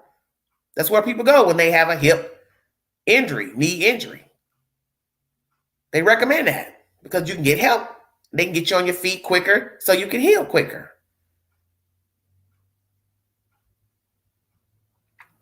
So I'm going to use deduction because I'm 51. If it don't sound right, it ain't right. That's why I was asked questions. That's one thing you also have to remember too with the catfishing and scamming and fly-by-night friendships. When you start asking questions and they start questioning you while you're asking them questions. Why are you asking me that? Why not? You're the one spinning the story. You can't spin a web and then ask a person why they're asking you, why you're asking them a question. Kind of like a man that don't really want to be involved with you.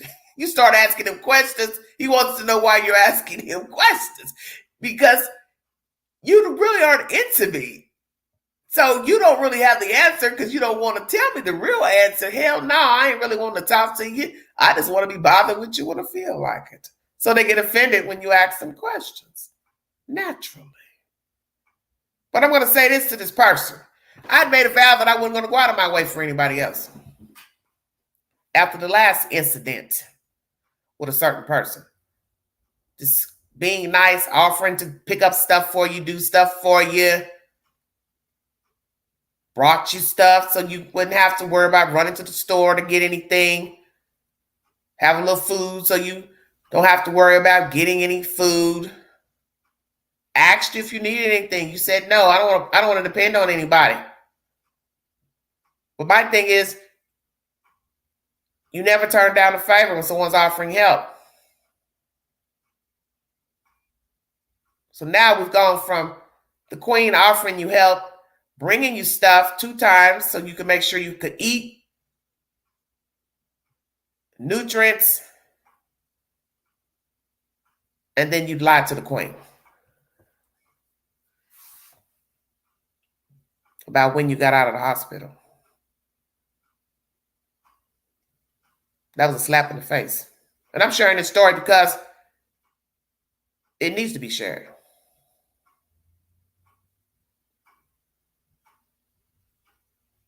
But there's a reason why you and I never meshed in the first place.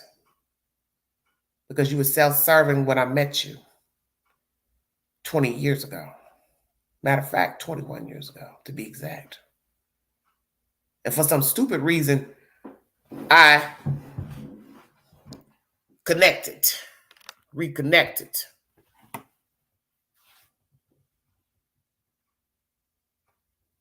So I want to understand how a person could tell a person that they're not in the hospital. Make me understand. Why not? Why not just tell the truth? Hey, I've been discharged.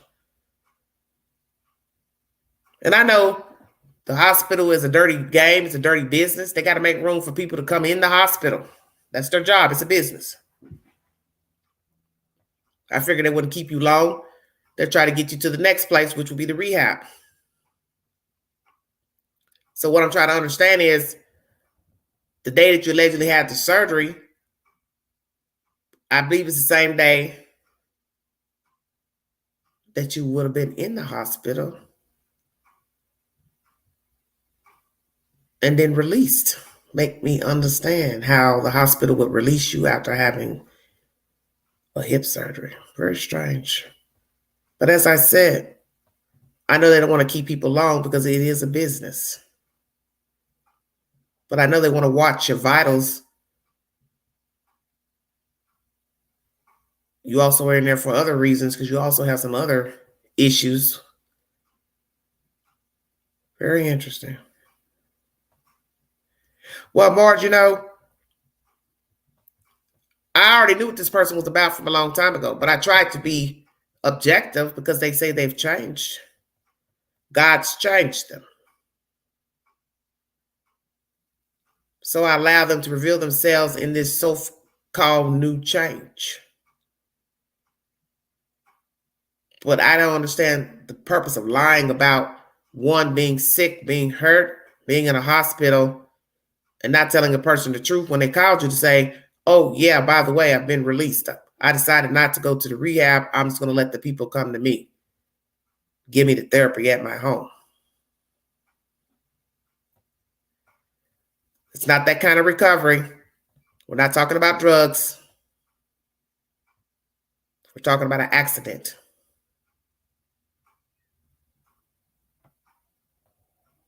The person failed. It's not about drugs.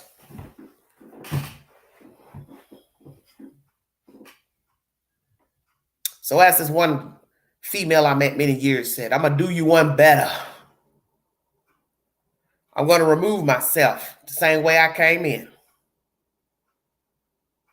Because I said to myself when I talked to you yesterday and the day before, you didn't want any help to get better because you're too busy worried about trying to get back to your house to smoke a cigarette instead of trying to heal a hip and an ankle. Yeah, I'm saying it on this live because I don't like bullshit.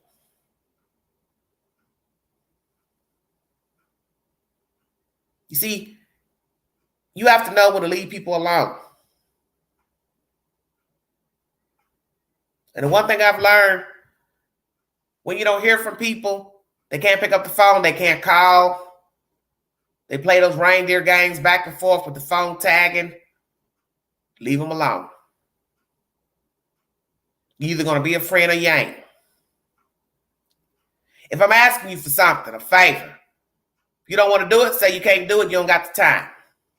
Don't make up bullshit stories. I was doing this. I was asleep. See, a lot of people don't do stuff and they'll be right in front of you lying as if you can't see. Such as, for instance, let's say you asked your neighbor for a favor.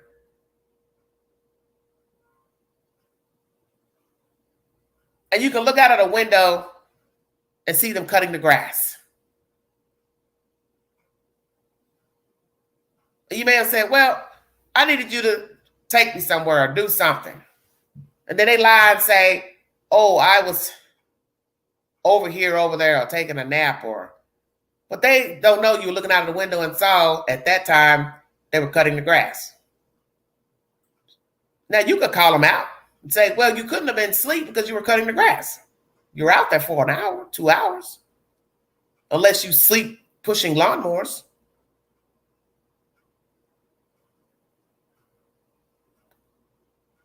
I didn't get the call. That's a nice one.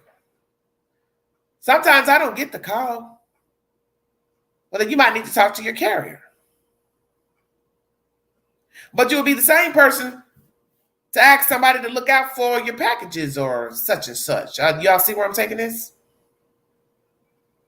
See, one thing I've learned since a child, you treat people the way you want to be treated, and you never know who you're going to need one day.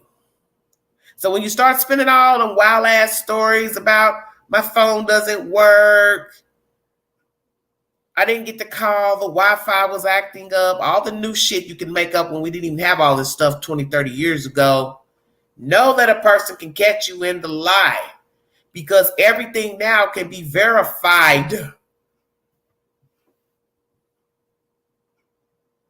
So I think your phone only works when you want it to work. How about that?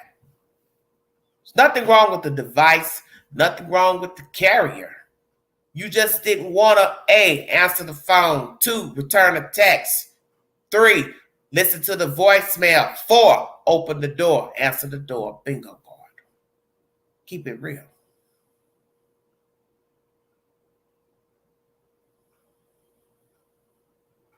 Exactly. I'll take it, no give.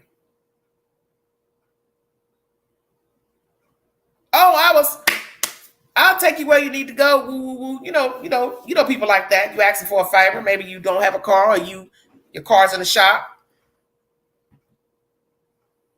You're currently looking for an automobile, whatever your situation may be, and the person makes up stuff.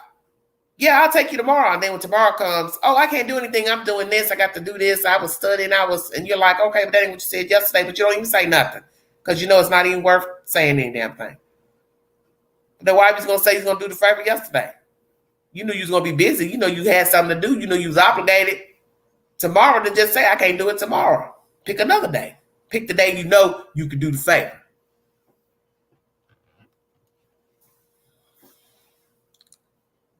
All I'm saying is keep it real.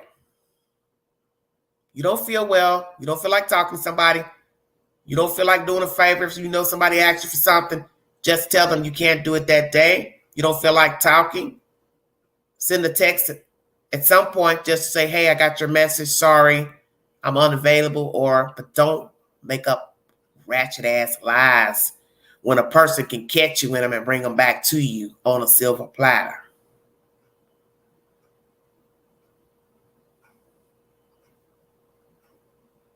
Because let me tell you something about people that live in apartment complexes. If you live in a building with people and they just happen to ask you for something, they can hear you. So it's really kind of hard to lie if you live, let's say, in an apartment complex. And you want to make up stuff about why you couldn't do nothing, why you couldn't answer the phone, why you couldn't. But you don't think that the people can hear you in the building, moving around, talking. So now what? You sleep talk on cell phones? You sleep talk and vacuum? You sleep talk and rearrange furniture?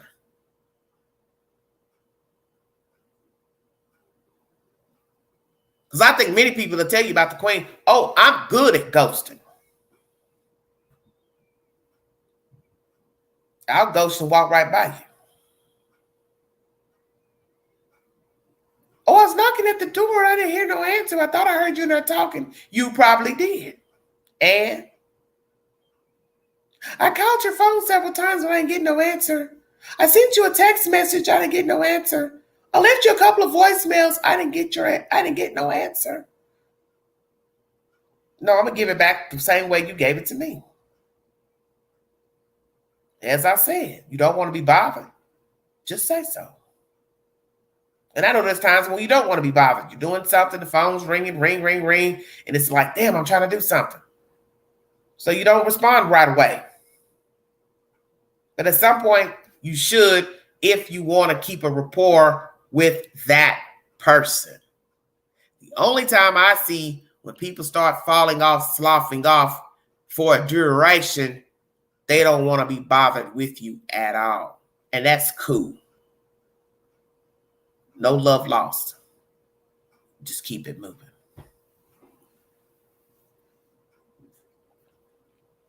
Fair weather friends, acquaintances, associates. Know the signs. See, a lot of people want you to chase them. They want to be bothered when they want to be bothered. They want to talk when they want to talk. They want to vent when they want to vent.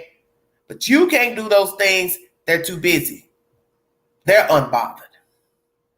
They got to sleep. They got to study. They got to work. Oh, they're going through something with their child, their friend, their neighbor, the boyfriend, the girlfriend, the husband. But you can't have no bad day. You can't vent. You can't ask for no favor.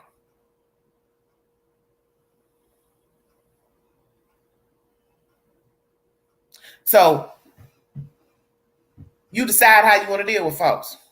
Long handle spoon them or cut them off.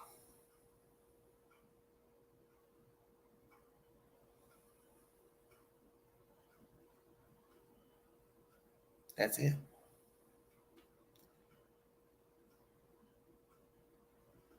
Life is very interesting.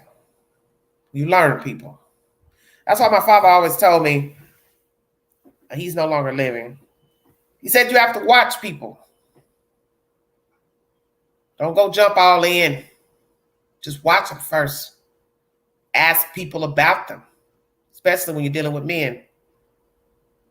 Don't give out a telephone number. Don't give out an address. Just watch. You're in a place where you can watch the person, watch them. Keep watching until you decide if this is somebody you even want to engage with. Because I can tell you that for women and men as well. When you go out to public places and you see a person a lot and they may speak, talk, try to flirt, wait until the next time to see what you see about them. May not like what you see the next time you see them out.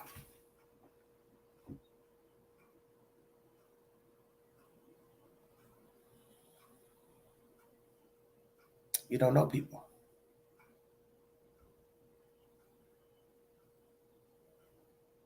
With the catfishing situation, I had to share the story with you all a while back about my experience with a foreigner that I met in Chicago that led me to Canada. And the one thing I remember about that person was, shit, I didn't know him either. I just met him. And I remember looking on the table one day when he was at school. It was Canadian Bell phone service. The name on the bill was not the name that I knew him by. Sign number 1. Sign number 2. Your friend calling me while I was there and you were at school asking me about ivory. Did I know anyone in the United States that wanted ivory? Now, little did he know that I was well versed in information, so I knew that the selling of ivory is illegal. Ivory comes from the tusk of an elephant, for those that did not know that. So why is your friend calling me or pretending to call you? See, one could say they were setting me up because you knew your friend was at school, so you had no reason to call. And you knew I was there, and I'd answer the phone.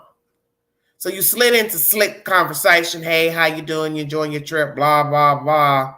Hey, you know anybody in America wants some ivory? Hell no, I don't. Click them. So I had to tell my friend, hey, why is your homeboy asking me about ivory? That's illegal. And then I remember when we were leaving Canada for a trip to New York that we were detained at the Canadian border because he had insufficient identification. In Canada, it's probably more prolific in doing their research and who you are and what you're about. They run a check on everybody. So I thought that was grinding. One day your friends called in the house, knowing you're at school, to ask about, do I know anybody in the States that want ivory? Then we get detained at the border trying to cross into America, and I had to let the people know I'm an American citizen. And I ain't gonna say it but one time. I'm just visiting this person. I don't know his friend, and I don't know what the hell's going on. Naturally, we were let go, crossed over to the U.S., had no problem crossing back in, but it's principle. You don't know people. So here I am visiting a stranger that I just met months beforehand to now crossing over to another country, and I'm introduced to his friend who's now got us detained briefly because of insufficient ID or whatever the hell they had going on. See, you don't know people. That's why you have to be careful the company you keep. But when you meet people new, this is like 20 years ago, I had no way to check to see who he is. I had no way to check who the friend was because you don't even know what name you're checking. But I knew something was up when I saw that Canadian bill, that light bill, wasn't in my friend's name, some long-ass African name. And I thought, well, whose name is this? Did he just give me a shortened part of the name? I don't know. But it still was suspect with the friend conversation. See, people will test you to see what you're about. People will test you. Let me throw this out and see, will they receive it?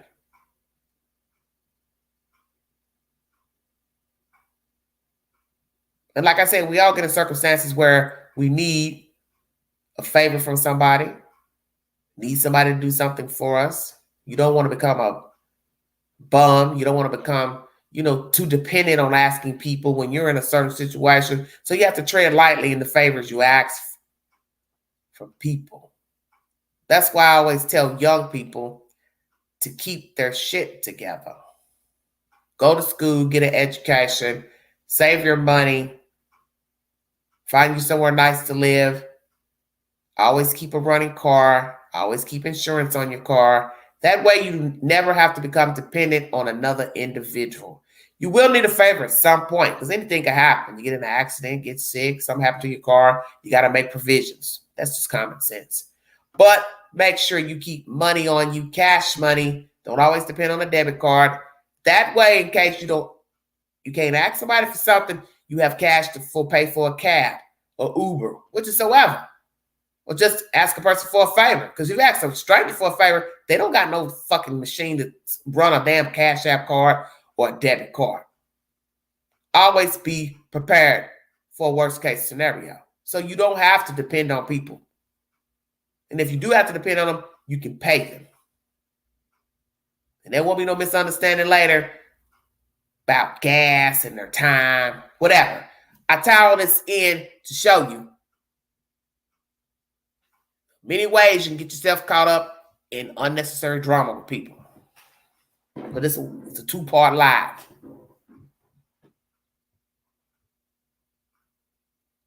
Know who you're dealing with. Whether you just met them or you've been dealing with them. You see signs of something you don't like, you don't agree with, call their bluff. It doesn't change. If you still want to deal with them, then leave them alone. But know who you're dealing with. Everybody's not your friend. Everybody's not genuine. Now, the new year is vastly approaching. It is November. So that means we're already the 4th day of the month. Next month will be the end of 2022. I advise some of you to do a little house cleaning. I did mine December into January. I cleaned house. Not the floors, not the cupboards, not the refrigerator,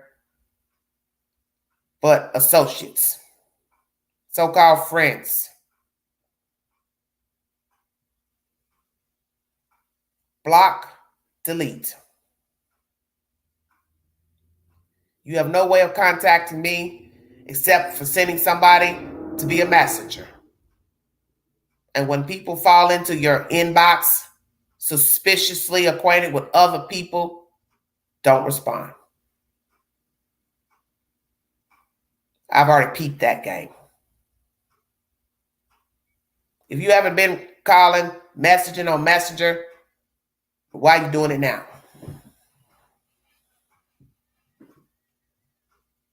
Play dumb. Play dead. I do that very well.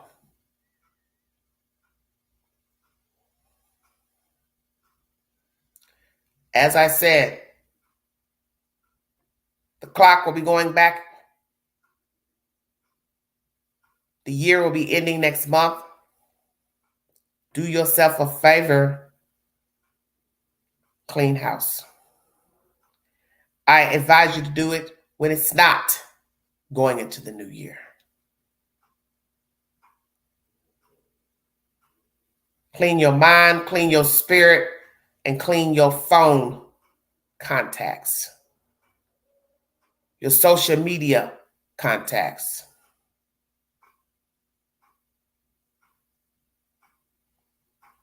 You should clean house often. Nothing ventured, nothing gained. Know when you are being hoodwinked and bamboozled. Know when people are only coming around when they want something or need something. Know who you can spin a story to and they'll actually listen and care. And know when you're being lied to. Everybody is not your friend.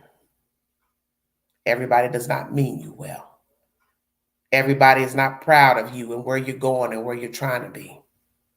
Everybody is not your supporter and on your team.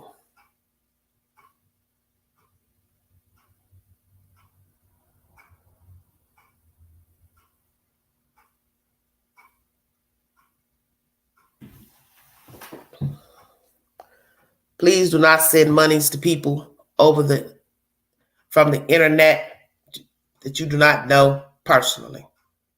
When you first meet somebody via social media, an app, date site, do not send them money.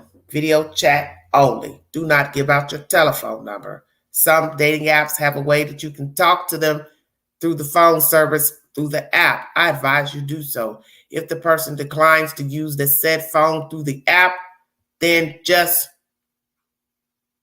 block, delete. Keep it moving. Know that you've lost nothing. Be careful giving out personal information, where you work, how much money you make, what kind of car you drive. Don't send nude photographs of yourself. You do not know where those pictures will end up. Want to make sure I say that before I come off this live. Don't engage in sexual acts via Messenger, Duo. You don't know if it's being recorded or not. And don't you share their naked pics, because then you're doing just what they and others would do.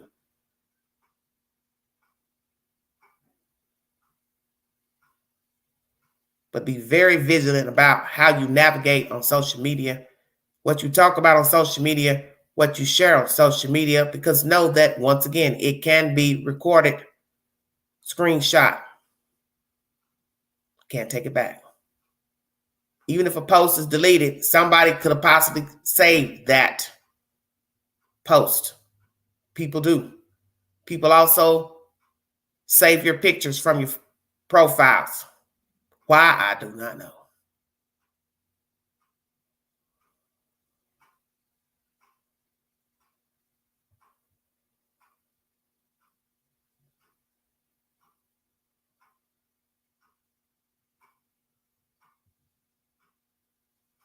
There's some wicked people out here, and we all make mistakes.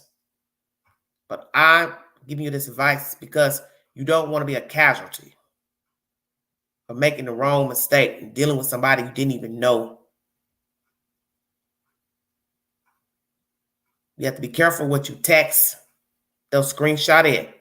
Pictures, naked or regular, screenshot it, save them. Don't do it. I wouldn't even do dirty talk, sex talk in a text to anybody. I don't care if you're dating them. That can backfire as well. Because people love to save conversations in text. Let me show you what he said, what she said. Now, if you're dealing with somebody that's a pathological liar and you just want to hold on to a text where you saw they lied and then maybe you want to hold it for reference another time, that's your business. But when you decide you can leave these people alone, you can either keep the message, don't keep the messages. But sometimes people will keep things for verification. You know, prove a point. It's up to you. All I'm saying, you have to be careful what you text, what you message, what you post, what you say on a site, apps, all the same.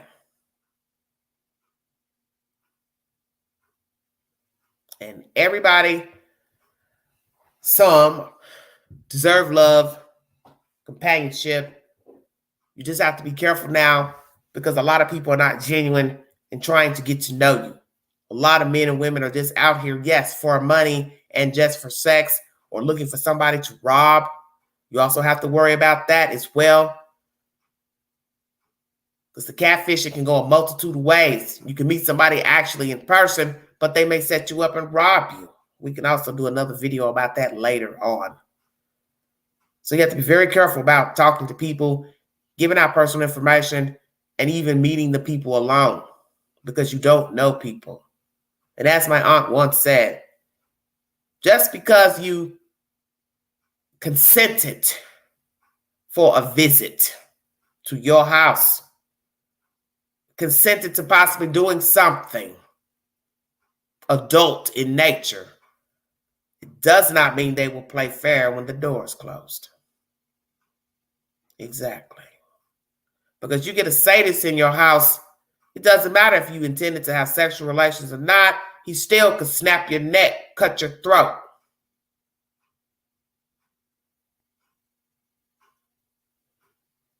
Funny games.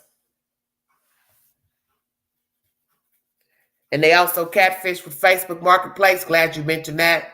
Yes, I've had a few instances a few months back, recently, selling things on the marketplace. And they keep saying, oh, this number isn't valid that you give. Well, it is a valid telephone number. Why are you telling me it doesn't work? I'm talking on it, so how does it not work? That's a sign that something's up.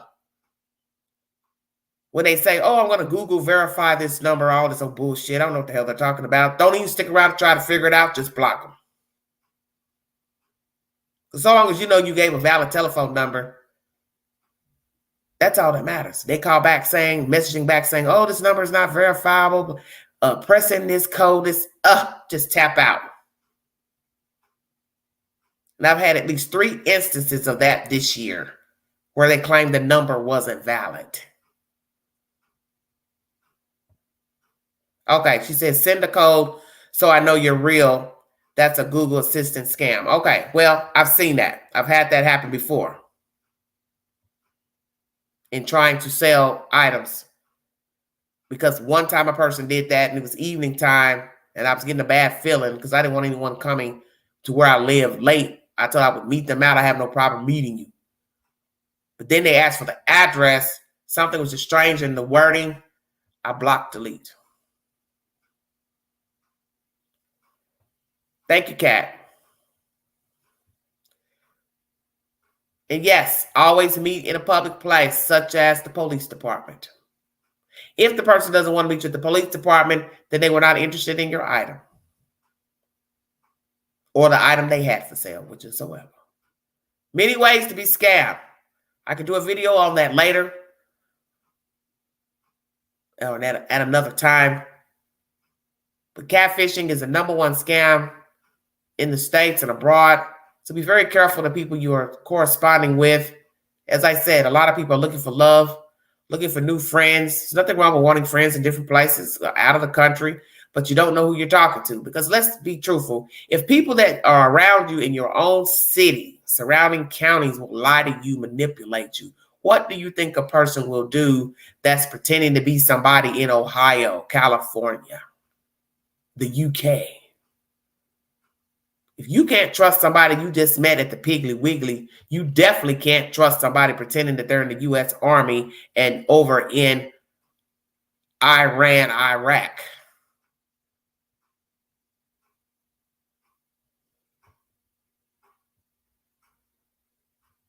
Yes.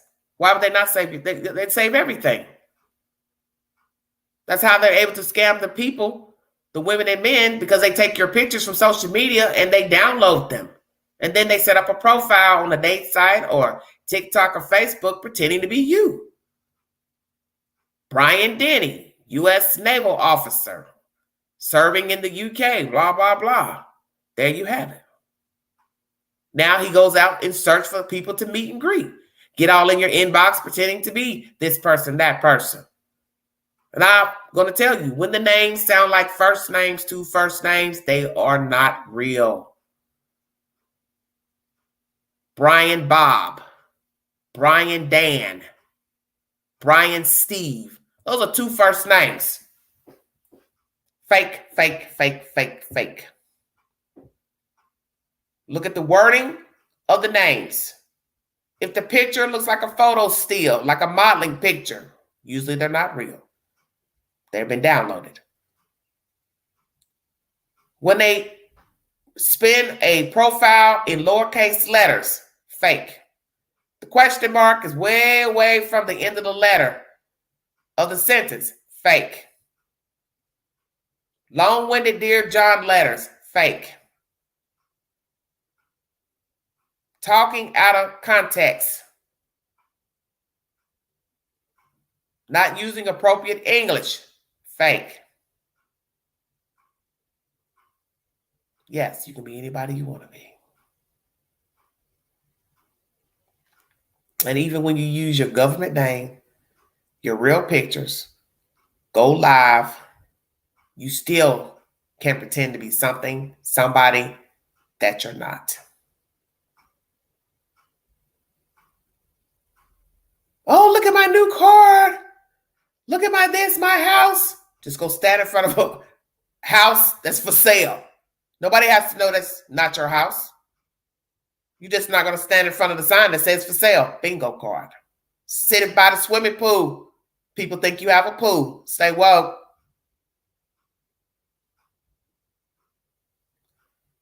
walk by a fancy hotel downtown, stand in front of it. What you doing down there? Oh, just having a little R&R. They don't know you're just walking by. Everything's an illusion. Everything is an illusion. Thank you, Beanie. Yes, the world is scary. And the same thing with this platform here, because you all have been throwing it out during this entire life. Yes, you can be whoever you want to be, even on YouTube. Pretend that everything's great, honky-dory. You got a great day. You're having a great day. And people don't have to know that really you are mad at the world, depressed, homicidal, suicidal, schizophrenic, bipolar, dissociative personality. They don't have to know that you got 20 fucking personalities sitting up here on YouTube. It's all the same. You don't know people. Because the point is we're all flawed.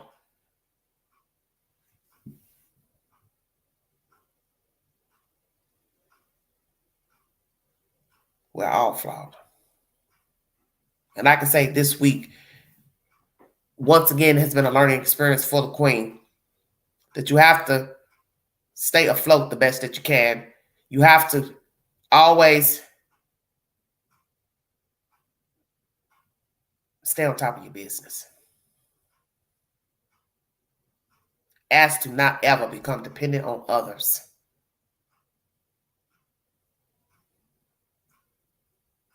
And also to remain humble, even in the worst of circumstances. Because sometimes we are tested.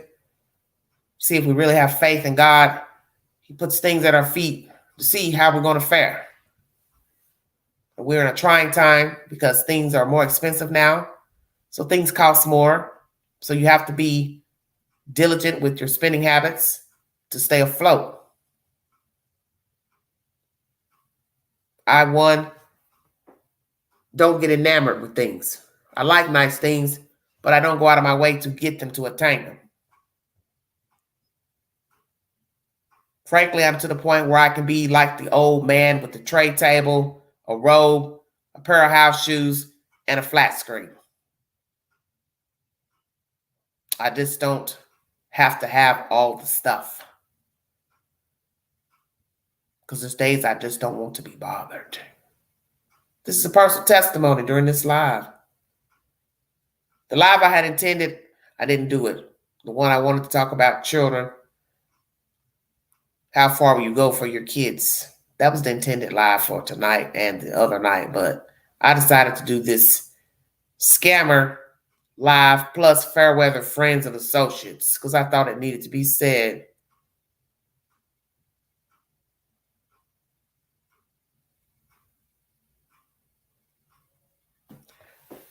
Prayers for Simon Quinn, that he will be recovered out of the landfill. Thank you for your time. God bless all of you. Have a safe weekend. If you're going out to any football games, please be safe. Act accordingly. Tomorrow, the University of Tennessee will be in Athens, Georgia to play the Georgia Bulldogs, praying that we win and everybody stays safe. If you see something, say something. Be a part of the solution, not the problem. Mind the children. If you'd like to donate to this great network, $Beganji129, Cash App. God bless all of you. Please be safe. I'm going to find me something good to watch on the telly. I'm going to have to decide what I'm going to do about Netflix because I was signed up on somebody else's account that had shared it with me a few years ago, and they had moved to another place, so it booted me out.